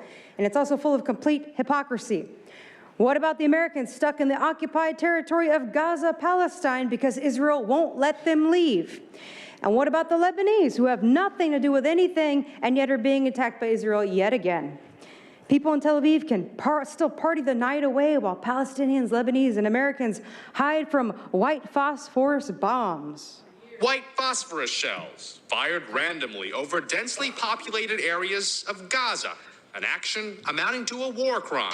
The shells burst, burning on contact. Television footage from the time shows people in hospitals suffering from burns, shells raining down over a hospital and a school. That was in 2009. Nothing's changed. Gaza remains under siege. More lives extinguished that nobody seems to care about. Where is the empathy? Where is the solidarity? Where is the harmonious, interconnected global community that this item refers to? The smaller it gets, the more disunified and broken things seem to become. And what about flying the flag half-mast for the victims of the King David Hotel bombing by Zionist terrorists? Or what about the flag flying half-mast for the dead American veterans killed by the Israeli military when they bombed the USS Liberty? And this item's sustainability statement refers to an enduring value of empathy. The only enduring value I've seen here is hypocrisy. I've often not seen empathy for the Americans right here in front of your face at these meetings. If anything, the flag should be flying upside down for the distress and tyranny we Americans have been suffering and dying under, particularly for the last few years at an accelerated rate. Caring about Americans, you know where it starts? Right here. Think about that. Thank you. Next speaker, please. Good job.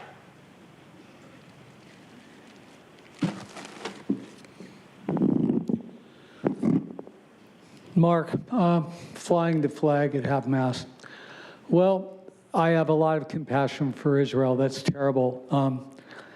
However, it's worth mentioning that, like the United States, Palestine and Israel, the people there have little or no idea whatsoever of what their government is about to do. And the forces that be that make money off of these conflicts and do their little power plays. It's sad that the Palestinians, and by the way, I don't believe in Sharia law and don't really support their values, but they have a right to live there the way they want, and they've been decimated. I mean, I remember it started out, I guess, in 1948 with 2 areas about the same size, and back then one was defined as Palestine. Now that's like dots on a map. Now you could say, oh, they're not, Israel isn't occupying Gaza, but when you hear about how they cut off the water and electricity and food, well, the fact that they could cut off the water and electricity and food is a very bad sign that they can do that to a separate country. So, of course, the Palestinian people, who are probably completely innocent of this, they're pissed off about what Israel is doing to them, and they probably didn't mind seeing Hamas attack them. But, yeah, they're upset. I mean, they don't even control their water and their food and their electricity in their own area. What does that tell you? So I have mixed feelings. Of course, I totally feel horrible for all the innocent Israelis that were attacked. I feel horrible for all the people on both sides, including our people, how we're constantly screwed by the government and the other governments making money, colluding together, while they all screw us. Thank you. Next speaker, please.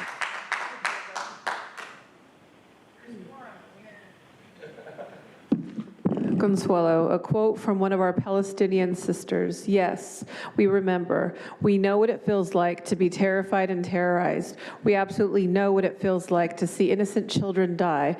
There's nothing worse. None of this was provoked, and none of this should be surprising. It is awful, it is devastating, it is unfortunate, but it's not a surprise. And if you're surprised, my God, you have not been paying attention for the past 75 years. Did you think decolonization would be a polite process? Did you think that when we say free Palestine, that we would wait forever for a nonviolent solution? How much further did you think that we could push this colonization and occupation before it exploded? When the people have nothing left to lose, they go all in. It's too late to cry for the innocent. Okay. I cannot imagine going through what the people of both countries have endured, but especially the people of Palestine. They have endured so much for decades. Killing and wars are horrific atrocities brought to us only by government. No sane person on the planet wishes death upon another, but governments led by power-hungry psychopaths do, and they use the young, poor, and innocent to do the killings for them. The people of the planet are becoming wise and waking up to the governments all over the planet, and governments all over the planet, what they're really doing. They're creating dependent slaves. The Palestinians were beyond fed up. One day soon, the people on the planet will come together out of being fed up too. Too many on the planet are suffering on many different levels for absolutely no other reason but greed. Government has the most money now than it has ever had in history, yet there is so much poverty. The masses are waking up to the fact that we don't need government. We never did. It is not a radical concept. Thank you. It is the inevitable. Next speaker, please.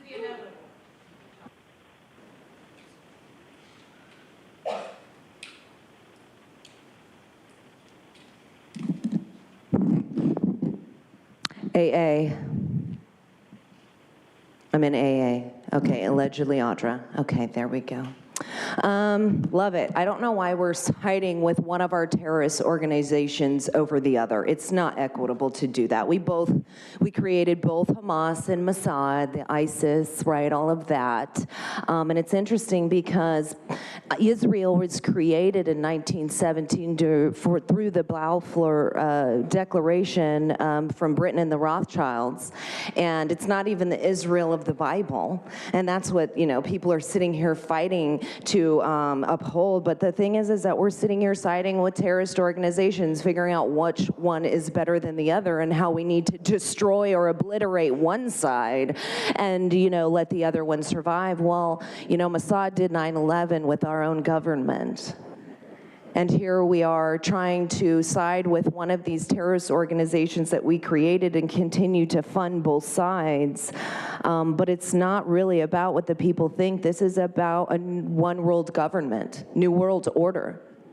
That's what this is about. It's Agenda 21, 2030, 2050, whatever you want to call it.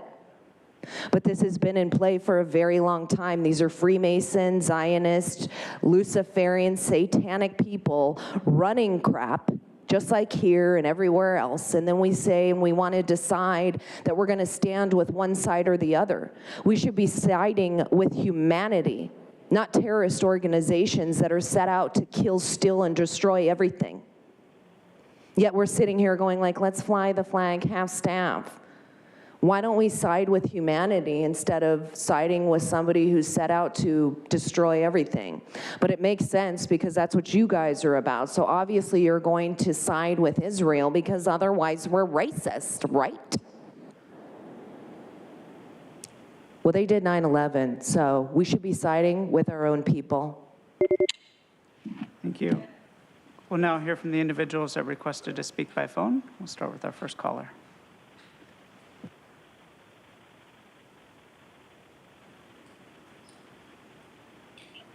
Hello, my name is Jordan Wennon. I'm a displaced Indigenous woman. I currently reside here in Kumeyaay Territory, San Diego.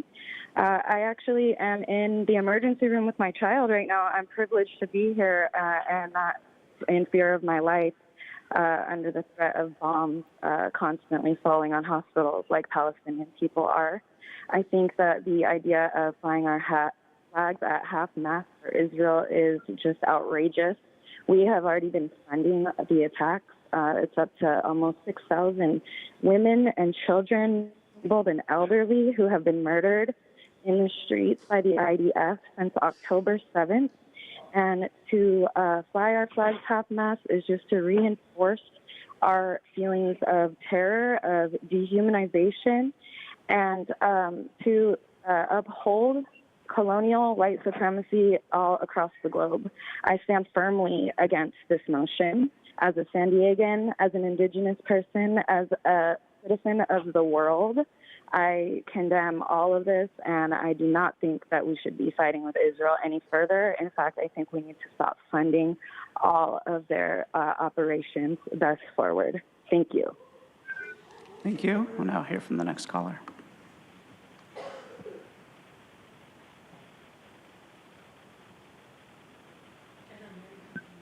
Hi, Paul LeBold. So you want to send a letter to lower the flag to half-mast for 29 people who died on October 7th. By the time the flag is lowered, and by the way, it should be lowered to quarter staff for private persons, not half staff. But by the time you want to lower it, probably most people will have forgotten about those 29 Americans who perished. And also, I want to mention that 95% of Palestinians, 95% of Israelis probably have good feelings about the other side. It's, as Controller says, it's the governments that are doing this.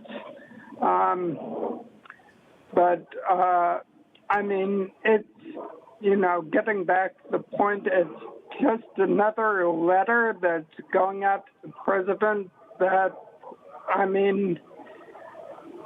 think it's a silly idea in the first place, but I mean, it's another letter. The board, we hired the board to take care of this county.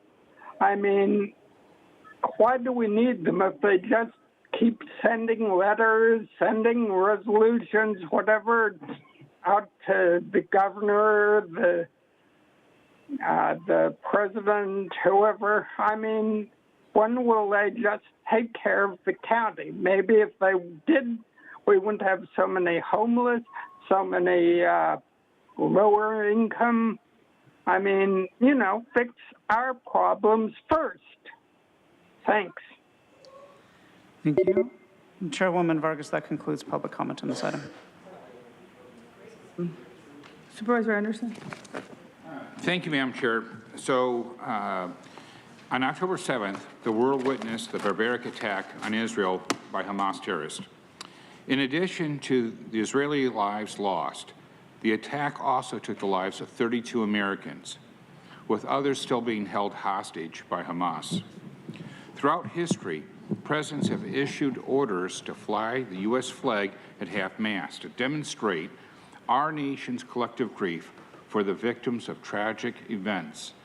These events have included attacks on our embassies in places such as Beirut in Africa, domestic tourism like Oklahoma City, terrorist attacks on naval vessels such as the USS Cole, when our service members were lost while attempting to rescue hostages held in Iran, and when attempting to evacuate Afghanistan, and to honor the 2,977 innocent lives lost on 9/11. Several U.S. governors have ordered their flags to be flown at half-mast to honor these victims, these U.S. victims, on October 7th attack to signify our grief. These states include Alabama, Arkansas, Connecticut, Delaware, where the president is from, Florida, Georgia, Hawaii, Idaho, Indiana, Iowa, Kentucky, Minnesota, Montana, Nebraska, Nevada, New Jersey, New York, North Carolina, North Dakota, Oklahoma, Pennsylvania, Rhode Island, South Dakota, Texas, Tennessee, Utah, Virginia, Washington, and Wyoming. I'm asking that you support this recommendation to send a formal request to President Biden to ask that he lower U.S. flags in remembrance of the 32 American victims at the hands of Hamas. And that would allow us. Our board policy says that we only lower our flag when the U.S. government does it, and it's board policy number G4. I'd also ask, in light of this, and of all the states that have moved forward, that if Governor Newsom lowered it, I'd like for us to have the flexibility to lower it as well if our governor lowered it.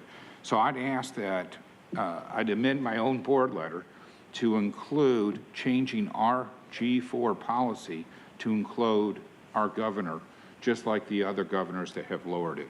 Now, neither President Biden or Governor Newsom have lowered it, but if they choose to, I want to make sure that we can reflect that with our flagpole. So it's a letter to the president requesting it. It's a change in G4 policy to include the state, and then that's it. Is that a motion? Thank you. I guess I still haven't learned. I'll second it. I thank you for bringing this forward, and for the speakers. I know this is a very emotional issue. I don't feel that we're picking sides. We're representing the Americans, the lives that were taken, and so I agree with you. And to honor those Americans who lost their lives during that conflict, I think we should ask for this out of respect for acknowledging them. Thank you very much for bringing it forward. Okay. All right. So thank you, Supervisor Anderson, for bringing this item forward. And I do want to say that I want to take this opportunity. I want to say thank you for this opportunity to request that we lower the flag to staff to honor the life of the American citizens that we lost as the war wages on human suffering continues to grow exponentially, both in Israel and in Gaza. And you know, we had some folks from the vast majority from Palestine that were here today, and I want to make sure that they know that my heart breaks for them as well, for the loss of Palestinian lives just as much, and my heart was broken for the death of so many of them, as well as the Israelis by Hamas. And so the loss of innocent lives under any circumstance is tragic, and I want to make sure we recognize that.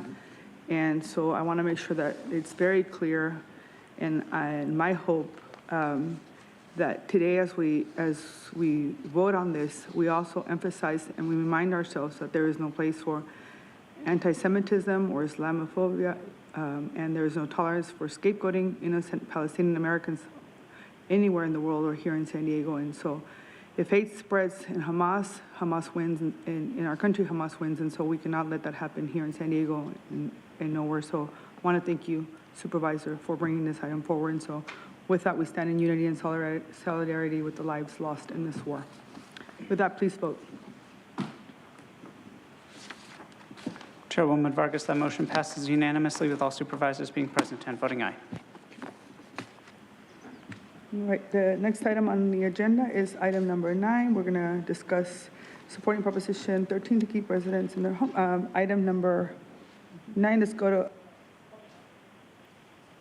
Thank you, Chairwoman Vargas. We have 17 requests to speak on this item, 11 in person and 6 requesting to speak by phone. Also note that we received 36 e-comments, 7 in favor, 29 in opposition.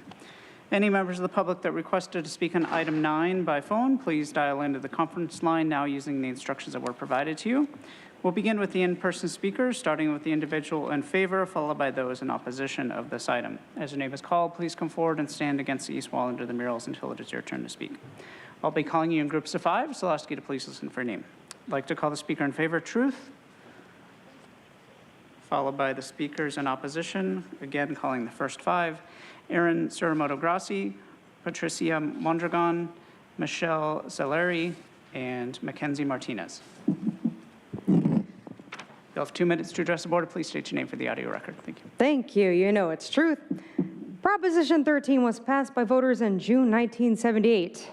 So Joel, what happened? You're 45 years too late to be supporting this.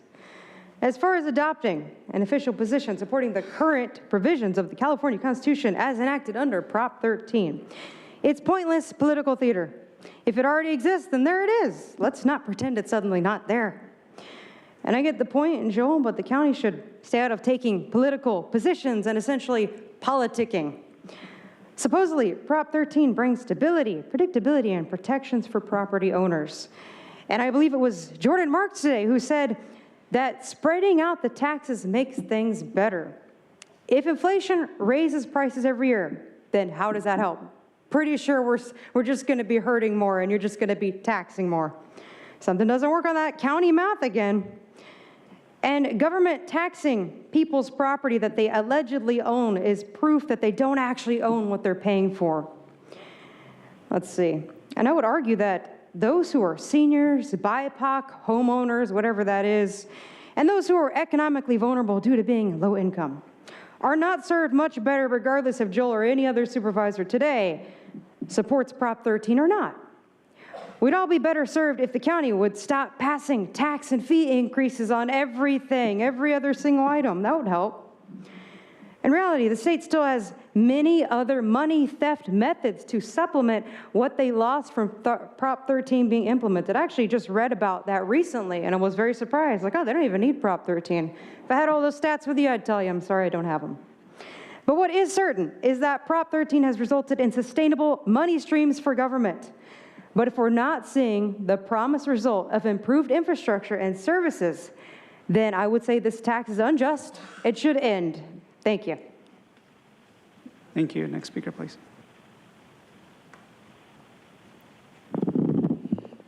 Erin Suramoto-Grassi, Policy Director at Alliance San Diego. I'm also a homeowner in District 2. Alliance San Diego strongly opposes this board letter and urges the board to vote no on it. Prop 13 was intended to protect homeowners from being displaced from their homes, but when it was passed in the 1970s, it also included loopholes that large corporations have exploited to avoid paying millions of dollars in taxes. This has led to severe disinvestment in our schools and communities.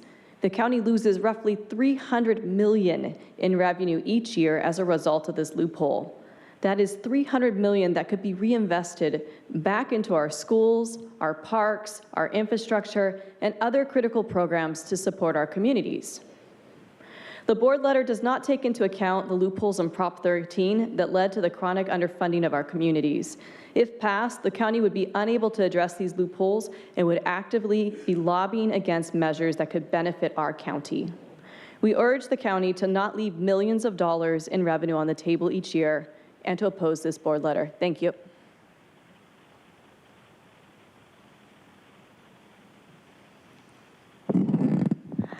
Hello everyone, Michelle Solari, and I am a homeowner, and I'm in District 4, and all you know is I don't have a representative, so I'm looking to all of you to represent me. And I oppose this letter because I don't believe this letter is there to protect my interests as a homeowner. As the last speaker just said, there are corporate loopholes that are part of Prop 13. And I was genuinely disappointed to see a letter come from the County Board of Supervisors talking about all the housing issues and the property taxes for homeowners and not talking at all. Nothing, not a single phrase about corporate loopholes and taxation that are taxes that corporations are being saved by Proposition 13. And so it begs the question, why a letter of support now? Why are we supporting a proposition that already protects homeowners? Why are we doing it now? And I know that there's a fear that there's legislation that could come down the pipeline to change Prop 13, but every bill that's been proposed made an exemption for homeowners. And so to only have a letter address homeowners when they continue to be exempt from the changes in Prop 13, it begs the question what the interests are at stake here and who are we truly trying to protect. So thank you for your time, and I really hope that you truly consider the intent behind this letter. Thank you. Thank you. As the next speaker is coming forward, I'd like to invite the remaining speakers in person. Asma Abdi, Samuel Shoy, Danabo Mohammed, allegedly Audra, Mark, and Luke. Good afternoon, Patricia Mondragon, Regional Policy Manager for Alliance San Diego, D4 resident, and currently unrepresented on the Board of Supervisors. I am asking for a no vote. One word comes to mind when I read the letter authorized by Supervisor Anderson and County Assessor Jordan Marks: gaslighting. It gaslights San Diegans and supervisors into thinking that Prop 13 is only about keeping property taxes low for homeowners, and by doing so will keep seniors in their homes. While Prop 13 has good protections for homeowners, hidden in the small text is the large corporate tax loopholes that allow wealthy corporations to get away with not paying their fair share of taxes. These corporate loopholes have caused massive underfunding in our schools, our communities, our infrastructure, and critical programs. The reality is that this letter purposefully ignores that Prop 13 was actually the biggest windfall of corporate tax loopholes ever passed in any state. What is being protected by this letter is not individual homeowners, but the billions of dollars that are a corporate giveaway every year under a flawed and untouched Proposition 13. It would mean that the Board of Supervisors would not be able to support any sensible reforms to bring up to $700 million back into our region or $300 million into the county. In 2020, Schools and Communities First, a reform bill that would have only closed the corporate loopholes, was narrowly defeated, and I suspect that is the reason for this board letter. Voters largely supported eliminating loopholes that give corporations unfair tax advantages in the marketplace and in our tax system. In 2022, Ernie Dronenberg, Mr. Marks' mentor and predecessor, openly admitted that Prop 13 needs reforms and that commercial real estate should be reassessed during change of ownerships. Please vote no. Thank you. Next speaker, please.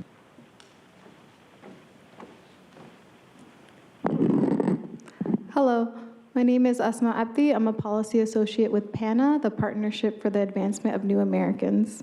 For decades, the biggest corporations have not been paying their fair share, taking advantage of a tax loophole that has led to severe disinvestment in the very things that we value. The county misses out on roughly $300 million in revenue each year as a result of this tax loophole. That is $300 million that could be reinvested back into our schools, parks, infrastructure, and critical programs that can help our communities. The proposed board letter does not take into account the loopholes in Prop 13 that have led to the chronic underfunding of our schools and communities. If passed, the county would be unable to address these loopholes and would be leaving millions of dollars in revenue on the table each year. Millions of dollars that could be used to invest in affordable housing, immigrant and refugee services, and many more services that our communities are in dire need of. Further, if proposed board letter passes, the county would be forced to oppose any efforts to address these loopholes and would actively lobby against measures that could benefit our county. We urge the supervisors to oppose this board letter. Thank you. Thank you. Next speaker, please. Good afternoon again. Samuel Choi, voter and homeowner in District 4, also with the policy team at Alliance San Diego. Prop 13 is one of the most consequential policies in the history of California that severely impedes our ability to invest in important public goods such as education and community infrastructure. There has been attempts to reform this law in recent years, such as closing the loopholes that allow commercial property owners to avoid paying billions of dollars in taxes while keeping protections for homeowners intact. Closing these corporate loopholes would generate over $300 million a year in revenue that can be reinvested into critical programs and infrastructure that our communities need. This proposed board letter would unnecessarily box in the county on this critical matter and stifle the voices of voters in the critical public debates in upcoming election cycles. We urge the board to oppose item 9 and not take a position on Prop 13 at this time when our communities need critical public investments more than ever before. Thank you. Thank you. Next speaker, please.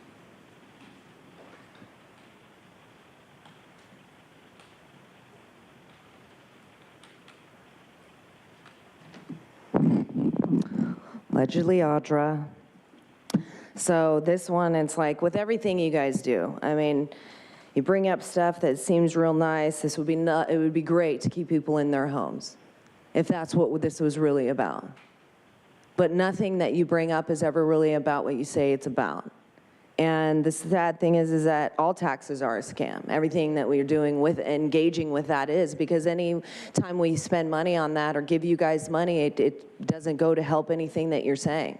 So even if you close those loopholes, it's like, at the same time, I mean, why not have them? Because they're fraudulent to have us pay these things, especially, like I'm saying, when it's not going to help the community. You know, and there's money that, like, even if they took that money and tried to pretend, like, to close the loopholes and put it towards homeless, it wouldn't go towards that. And that's the sad thing, is there's billions of dollars in this county just sitting there waiting to be used, just sitting there. And we can't make anything any better. You know, we raise the rates on everything and putting people out of their homes. It's like, it's just really sad. Because it looks nice that you want to say that you want to support this to keep people in their homes, then you should be doing all of the other things in line with that, in lockstep. But instead, you're doing stuff in lockstep to get people out of their homes, dependent on the government, so that they can't thrive on their own.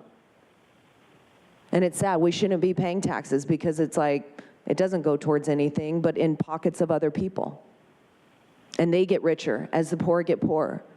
And they're used as a means for that end.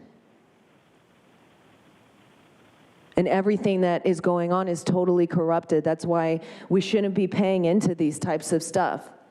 Because if we were in charge, like we should be, the people, everything would thrive. It wouldn't be getting worse by the second, no matter how much money you guys get, no matter how many programs you create, no matter how many agenda items you put forward. Thank you. Final call for Luke, Mark, and Danabo Mohammed. We'll now hear from those that requested to speak by phone, and we'll start with our first caller.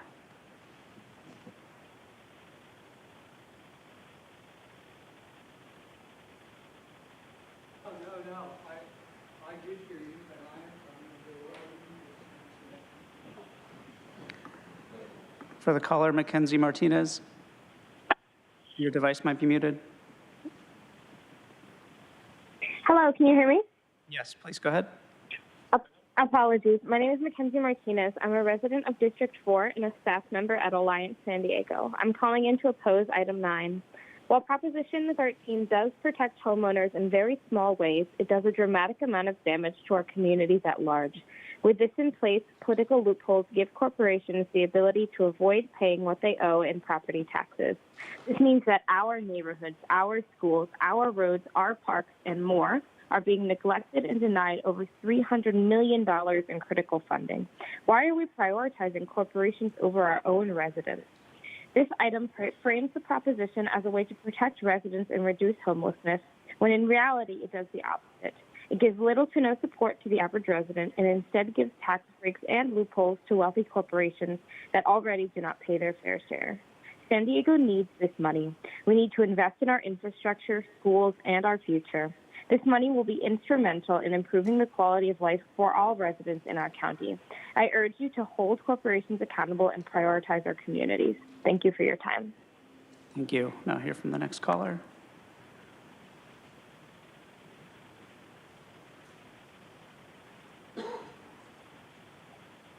Thank you, Board. Can you confirm that you can hear me? Yes, please go ahead. Wonderful. My name is Danny Avitia, president of the Downtown Democratic Club and a peer leadership consultant at San Diego State. I want to say I'm asking the people on the board, Democrats, Republicans, to vote this down.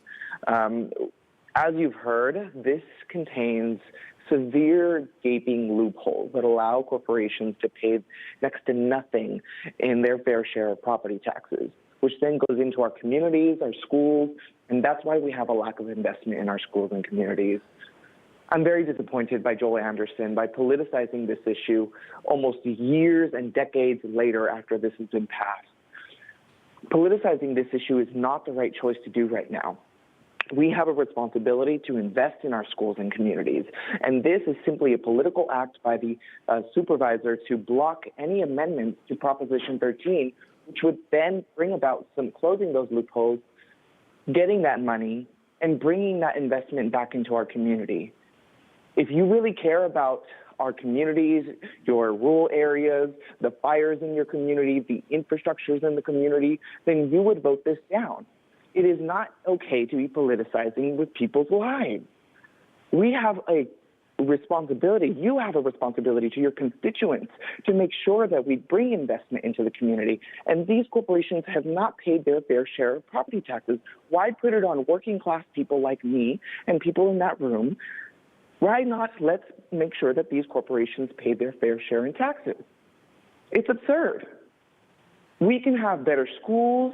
I envision our San Diego County with better schools and communities and roads and infrastructures. We can't have that unless we start amending Proposition 13. So please make sure to vote this down, as it does harm our communities. That way we can bring this to the ballot. Thank you. I'd like to invite forward Mark.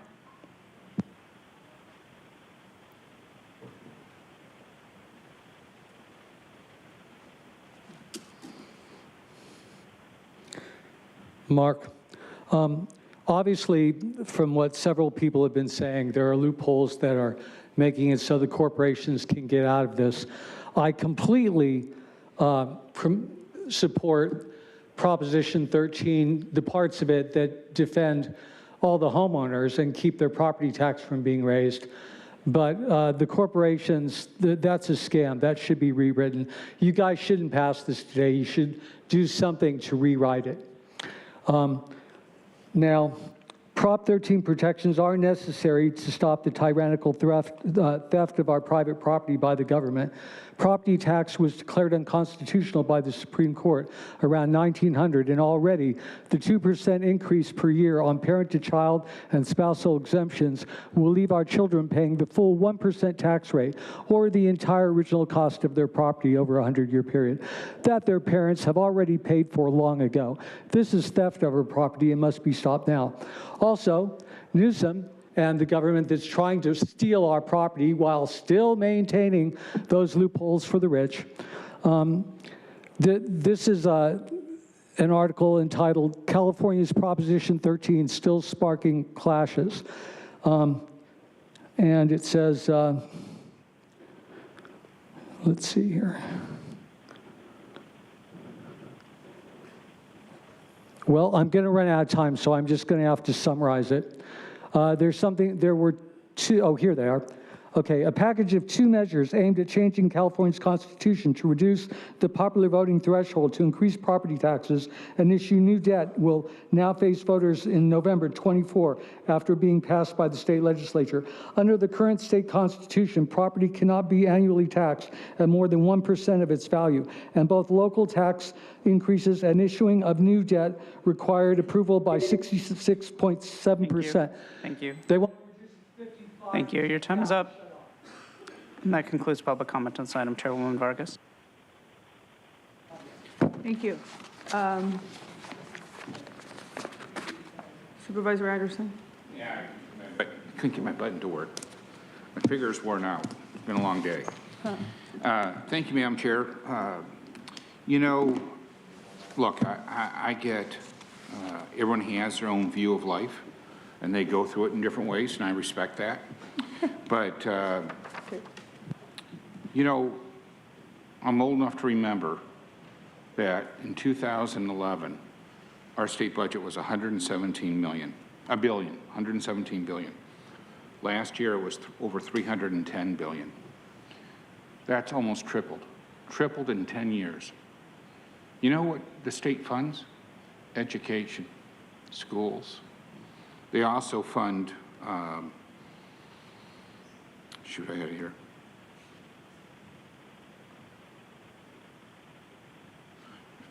I'm sorry, I lost my place. But they fund our education, they fund our transportation, they fund all these programs, and yet education's still not fully funded. Not college, not high school, not elementary school. None of it's been fully funded, and the budget's tripled. We have, it can't possibly be the minority party's problem. There's not enough of them to shake a stick, to rub together and start a fire. So when we talk about addressing Prop 13, we're adding more money. They say hundreds of millions of dollars are lost. Those are hundreds of millions of dollars taken away from seniors, minorities, underprivileged people that have eked out a living to have a home. And that home may not be a house. It could be a condo. It could be a motor home. It could be a piece of land. Land and property create generational wealth. Generational wealth. We say that we're about lifting people out of poverty, and yet there are those who would profiteer on homelessness and like to see more of it to improve their bottom line at the expense of our seniors. On one hand, this board has put together awesome programs to prevent homelessness. And this is another tool in the tool chest for us to protect those on fixed incomes, primarily seniors, those veterans who are disabled, who are on fixed incomes, those minorities who have jobs that aren't moving with the speed of inflation. And yet we're going to throw them under the bus, potentially make them homeless, so we get hundreds of millions of more dollars to go to an institution that has yet pay for the education that their budget tripled on, and they never fully paid it off. In the 12 years I was in the legislature, it was an eye-opener. Everyone kept talking about their priorities, but nobody funded them. And I remember being the Republican in the room fighting for the very things that other people said were most dear to them. And look, I get that some people don't realize what they're saying and what they're doing. So I want to be clear. I absolutely support 13. It's not perfect, but I'm not in the business of passing perfect laws or doing perfect things. I'm in the business of better versus worse. And better for me is to keep my seniors, my fixed incomes, my underprivileged, my minorities, all in their homes, not letting them become homeless. And then the other part is making sure that future generations gain from that generational wealth that Prop 13 allows to occur. And I get it. You know, not everyone's going to agree with me because there's always somebody who makes money off the poor. There's always somebody who is nefarious, who doesn't put lifting their community first and puts profiteering first. You see it in big business, but you also see it in small business, and you see it in NGOs. And I fear that we have nonprofit organizations who are maybe preying on the homeless by creating more homeless in their greed for hundreds of millions of dollars. And people say, well, corporations are getting away with a whole bunch of stuff. Sometimes those businesses own apartments. Sometimes those businesses have low income for those apartments. If we allow their taxes to spin out of control, are they going to pay it, or are they going to pass it on to the people that are the renters? If they don't pass it on, they're not going to maintain their building, and those renters are going to have all sorts of repairs that are not being taken care of. I think it's really important that we protect Prop 13. I think that we shouldn't profit on those who can't fight for themselves, and I think that it's really important that we stand strong.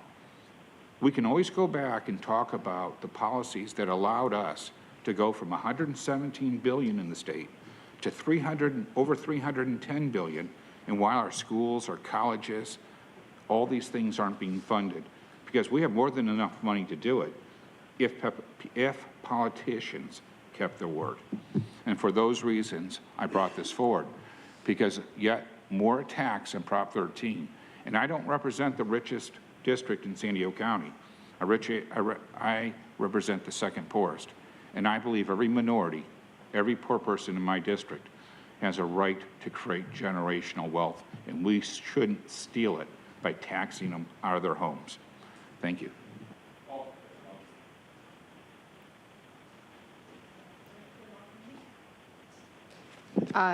Thank you so much, Chair. First, I just want to say I very strongly support homeowners and protecting the rights of homeowners to stay in their homes. I think that's has to be a top priority. There are absolutely lots of seniors across our region who their ability to stay in their homes could be threatened, with rising property taxes. And I think that's incredibly important to be very, very clear about how vital it is that we protect homeowners and their ability to continue to live in houses they often bought 10, 20, 30 years ago and might now be on a fixed income. And that's just such an important principle, I think, of our region, and something I definitely strongly support and advocate for.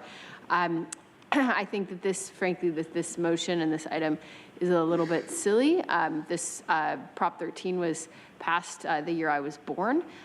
There's no legislative action happening in Sacramento. I don't know. So I'm a little concerned at being a pretty big waste of taxpayer resources to be trying to ask our legislative team to put a whole bunch of energy advocating and lobbying around something that doesn't even happen and isn't even going on.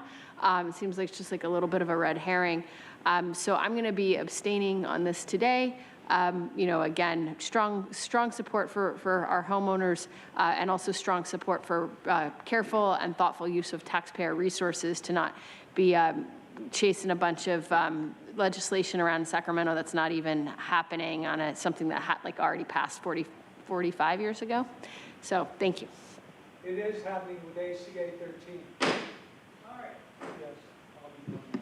Thank you. All right, so I'm just going to read it for the record because I don't want anybody to ensure that anybody feels like their rights were anywhere disrupted. So you have been warned 3 times, so you have forfeited your time, your ability to be here, so you're continuing to disrupt the meeting. And so you are ordered to leave this meeting. This is the 3rd time, sir. Mark? So thank you very much for being here today. Have a wonderful day.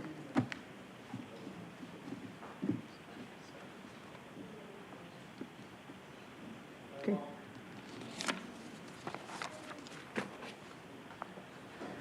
So on this item, Proposition 13, it was enacted in 1978, as it was mentioned, and it was really to protect property owners for rapidly increasing property taxes. And we can't ignore that it took place during a time when Prop 13 was adopted. There were policies that were making it difficult, especially for communities of color, to access loans to purchase single-family homes. In today's economy, Prop 13 has disproportionately benefited affluent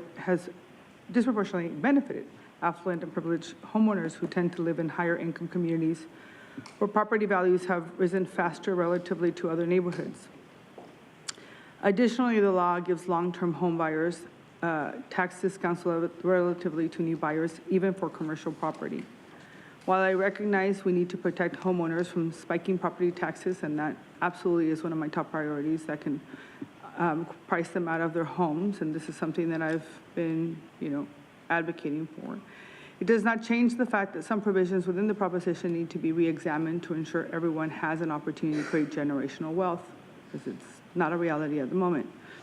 As a former community college trustee and fervent education advocate, I've been supportive of previous efforts to reform Prop 13. And I know a lot of elected officials won't say that out loud, but I have, and I've stood very, I've been an advocate of this for many years. And so the county and our neighborhoods, especially communities of color, are missing out on potential funding that can go towards our schools and infrastructure projects. Our county's legislative program must continue to be thoughtful and thorough to ensure that well-being of our communities are prioritized. Without knowing what potential future legislation could look like, it would be prudent, it wouldn't be prudent for us to be voting on this at this time. And so I can't at this time support this motion. So. I'll second the motion. Okay, so you have a motion and a second. Please vote. Chairwoman Vargas, with Chairwoman Vargas and Vice Chair Lawson-Remer abstaining from this item, the motion fails due to the lack of required affirmative votes.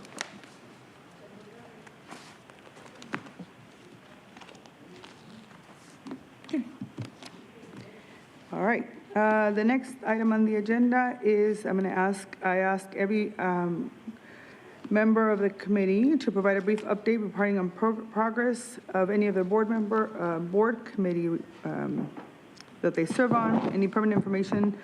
Does anybody have any updates that they would like to share today? Yes. The San Onofre Nuclear Generating Station Community Engagement Panel, which I sit on, is going to hold their 3rd quarter meeting virtually on this Thursday night from 2 to 5 p.m. I guess the afternoon, 2 to 5 p.m. Pacific time. The subject of the meeting is going to be the Department of Energy, the Pacific Northwest National Laboratory Spent Fuel Transportation Update, and a SONGS decommissioning update. So if you've driven up the 5 and you've seen the San Onofre nuclear plant, the domes are still there. They're soon to be coming down the next year or so, but all the ancillary buildings around them, except for where the stored spent fuel is, which shouldn't be there, is still there right now. So that meeting is going to be this Thursday. Thank you. Okay. Anybody else? Colleagues? All right. Clerk, can you please call the remainder of the public's non-agenda public comment speakers? Thank you, Chairwoman Vargas. We have 6 remaining requests to speak on matters not listed on the agenda, 3 in person and 3 by phone. For any members of the public that requested to speak by phone, please dial into the conference line now using the instructions that were provided to you. We'll begin with the in-person speakers. As your name is called, please come forward. I'd like to invite allegedly Audra, Luke, and Consuelo. You'll have 2 minutes to address the board, and I'll ask you to please state your name for the audio record. Luke? Seeking once again to limit the constitutionally protected speech of American citizens. Now, you snowflakes apparently have a bigger problem with public comment. It seems to me that you think you can supersede the United States Constitution. Well,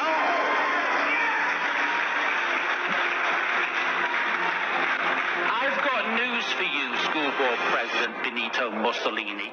Board of Supervisors. Does not supersede that of the U.S. Constitution and the First Amendment rights of the citizens of this great nation. Let's be very, very clear who has the power. It is not government policy.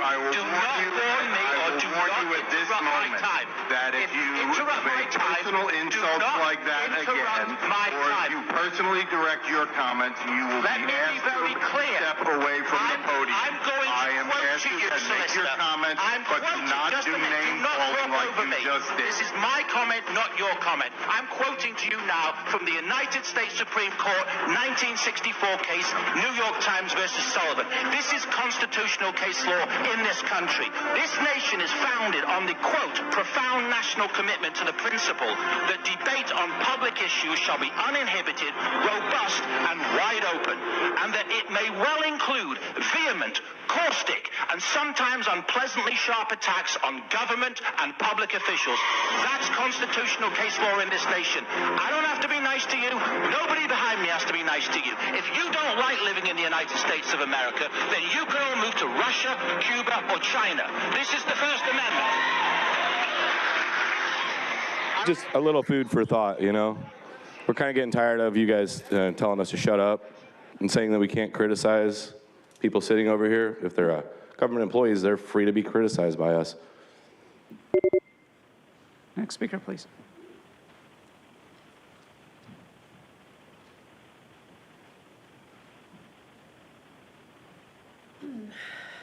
Consuelo. So I wanted to address, I call them the all or nothingers, because there are people who, you know, we share a lot of things in common, but there are a few things that they might not agree with, but because of how you address the people, you put us in a bucket, and you know, as a group, no, we are all individuals, and therefore you know, you discourage people from showing up here because, you know, it's hard enough coming here to get, you know, told to stop or, you know, interrupted left and right. But so I just want to let you know that you I don't know if it's, well, everything's done on purpose, but you yourself, Nora Vargas, District 1 Chair, you are discouraging the people from showing up. Another thing is, I was at an event this weekend. There were so many different types of people. There were the gays against grooming, Republicans, Democrats, you know, people talking about they plan on running, but what they fail to understand is that they're going to be just running in a system that needs to be entirely done away with. Nobody wins. Everybody comes in thinking that they're going to be the change, but it ain't going to happen. As I mentioned, this whole system, this whole government has to be dismantled and burned to the ground. What else did I want to say? Yeah, so at this point, I want to encourage people to unite under our commonalities. If you're all for nothing, if you're... Thank you. If you're all... Thank you. Next speaker, please. Thank you. Your time is up. Your time is up. Next speaker, please.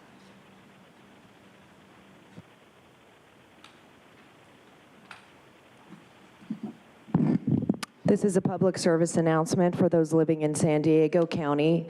This Board of Supervisors refused to create or make space for a vaccine injury support group because they were afraid that it would mean something is wrong. Well, there is something wrong, and people need a place to be able to connect with others. There are people who have been injured by these vaccines and many other vaccines. It's not only the COVID vaccines, but it's any vaccine that has ever been given. The support group is called We Care For You 99. The next meeting is November 2nd at 11 a.m. at Super Bloom Coffee and Juice Bar. It's at 2688 East Mission Bay Drive, San Diego 92101. This is a place for all people to feel welcome and feel that they have a place to come and connect with others who are experiencing the same. You don't have to be personally vaccinated yourself, but you may know somebody who has died or has had an adverse event. And this is a place for people to feel welcome and not be ostracized from such a touchy subject. It may not be something that a lot of people want to talk about, like the people on this board, because it would be acknowledging that there is something wrong. But for these people who have had something happen, they deserve a space, and they deserve a community who are welcoming to them, open arms, without feeling condemned or ostracized from the community because you've experienced something that nobody wants to recognize. Again, this is We Care For You 99. You can go to We Care For You 99 at AOL.com or on Instagram at We Care For You 99. You can also find out more at vaccinationinformationnetwork.com. November 2nd at 11 a.m. Super Bloom Coffee, 2688 East Mission Bay Drive, San Diego 92101. For the record, that speaker was Audra. Now we'll hear from those who requested to speak by phone.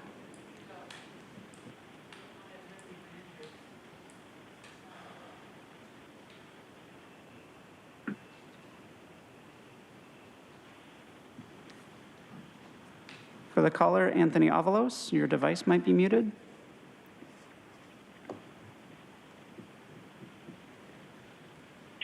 Can you hear me? Yes, please go ahead.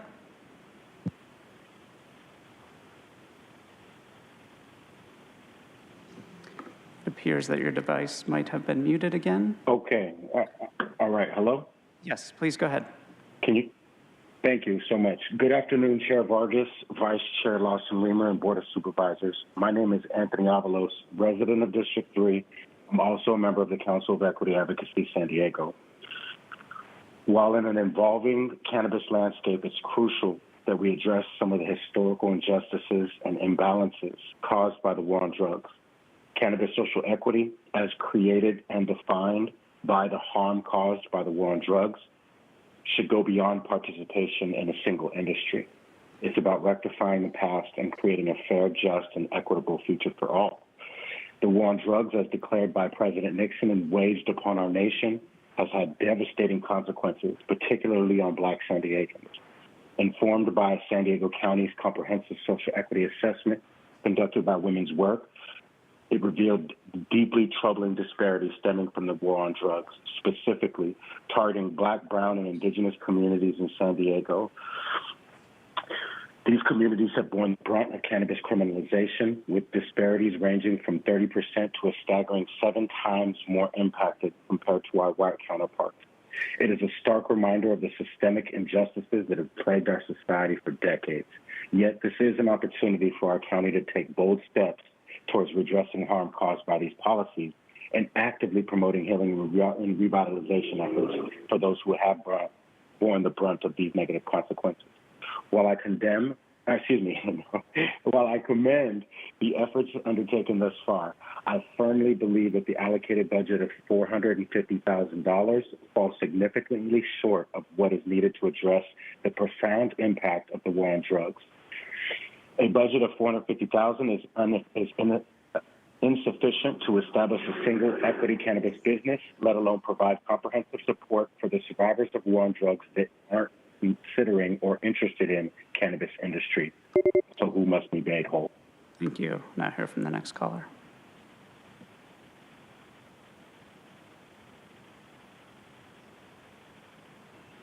Paula Bold, liberty versus freedom. I think liberty as a concept predates freedom.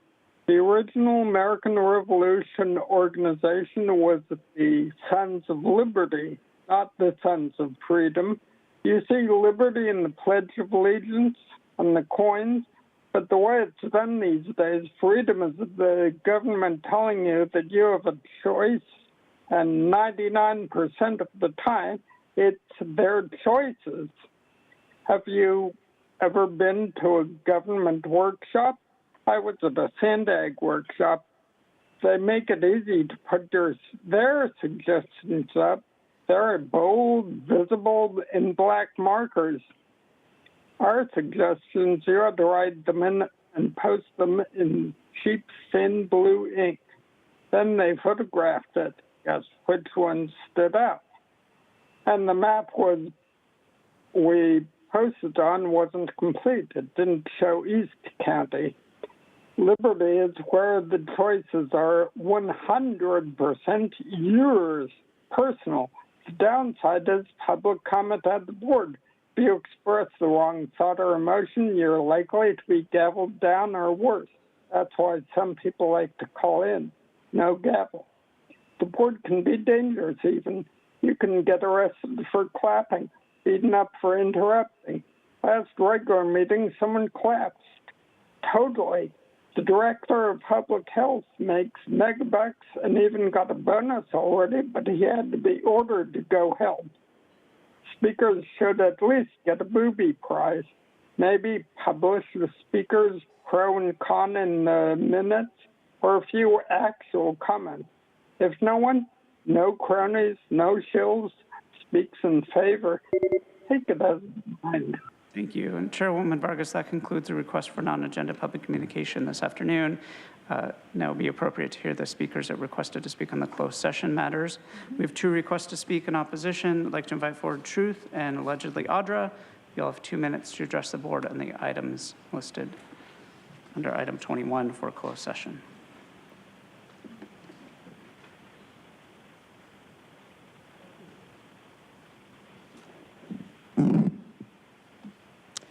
No one will push me to leave to let hypocrisy win. Stand my ground against every tyrant until the end. This is truth.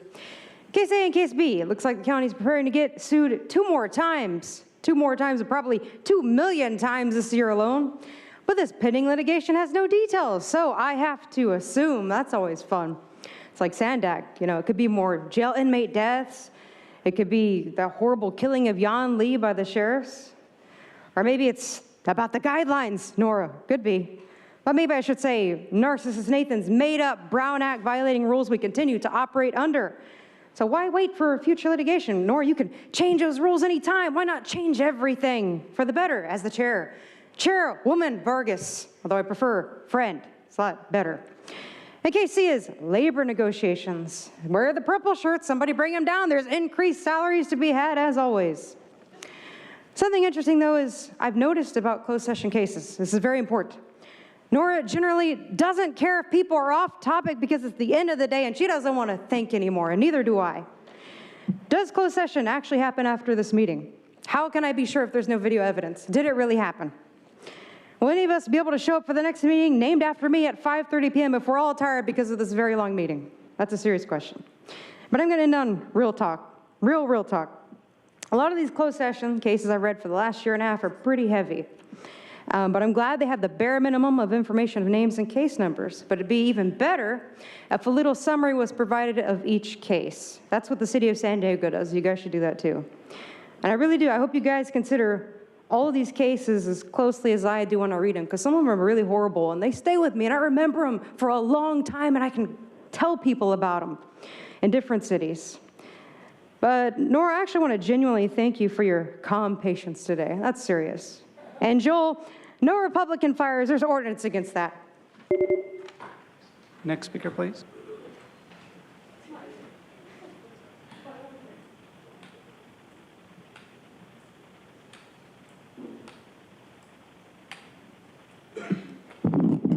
Allegedly, Audra. So, love when there's no information on it. That means it's free game, right, Nora? Or am I off topic? I don't know. Who knows? How can you be off topic if there's no information? But it's interesting because it's like, you know, at Sandag at the last meeting, one of the guys said, you know, we have to sell our souls to the devil to be on this board. And I was like, oh, I'm so glad you admitted that. because that is so true. It's what guys have to do in order to do such nefarious things, which all lead into litigation for you, especially like when you're silencing people, Nora. And I wasn't being racist. I don't care what you say. Like, you can't determine what is and what isn't. It's like saying I'm a San Diegan and that's racist. It's super weird. Like, you're from Tijuana, and that's okay. There's nothing wrong with that. Nobody's asking you to be ashamed, but you don't need to shame people for saying something like that. But all you guys do is you want to have total control over the people, and you keep silencing the people when they're on topic.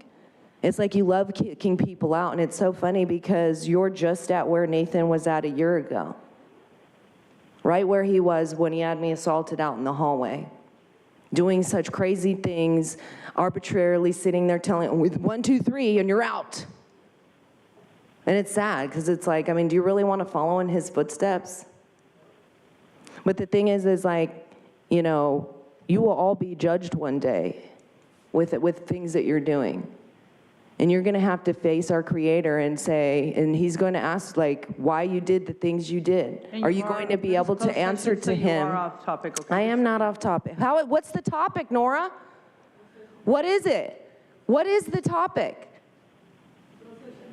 Right, now stop my time, because you just wasted 19 seconds when there's nothing on that agenda item.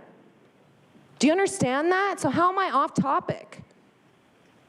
You just wasted my time. Thank you, and that concludes the request for public comment on item 21.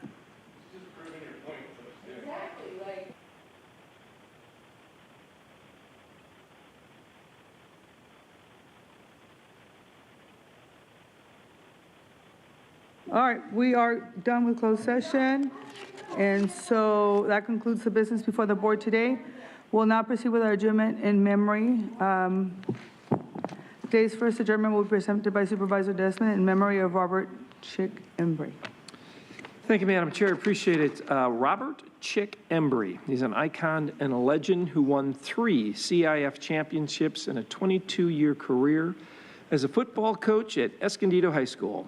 He passed away last week at age 96. Embry coached at the Escondido from 1956 to 77. Winning 11 league titles and 3 San Diego section championships.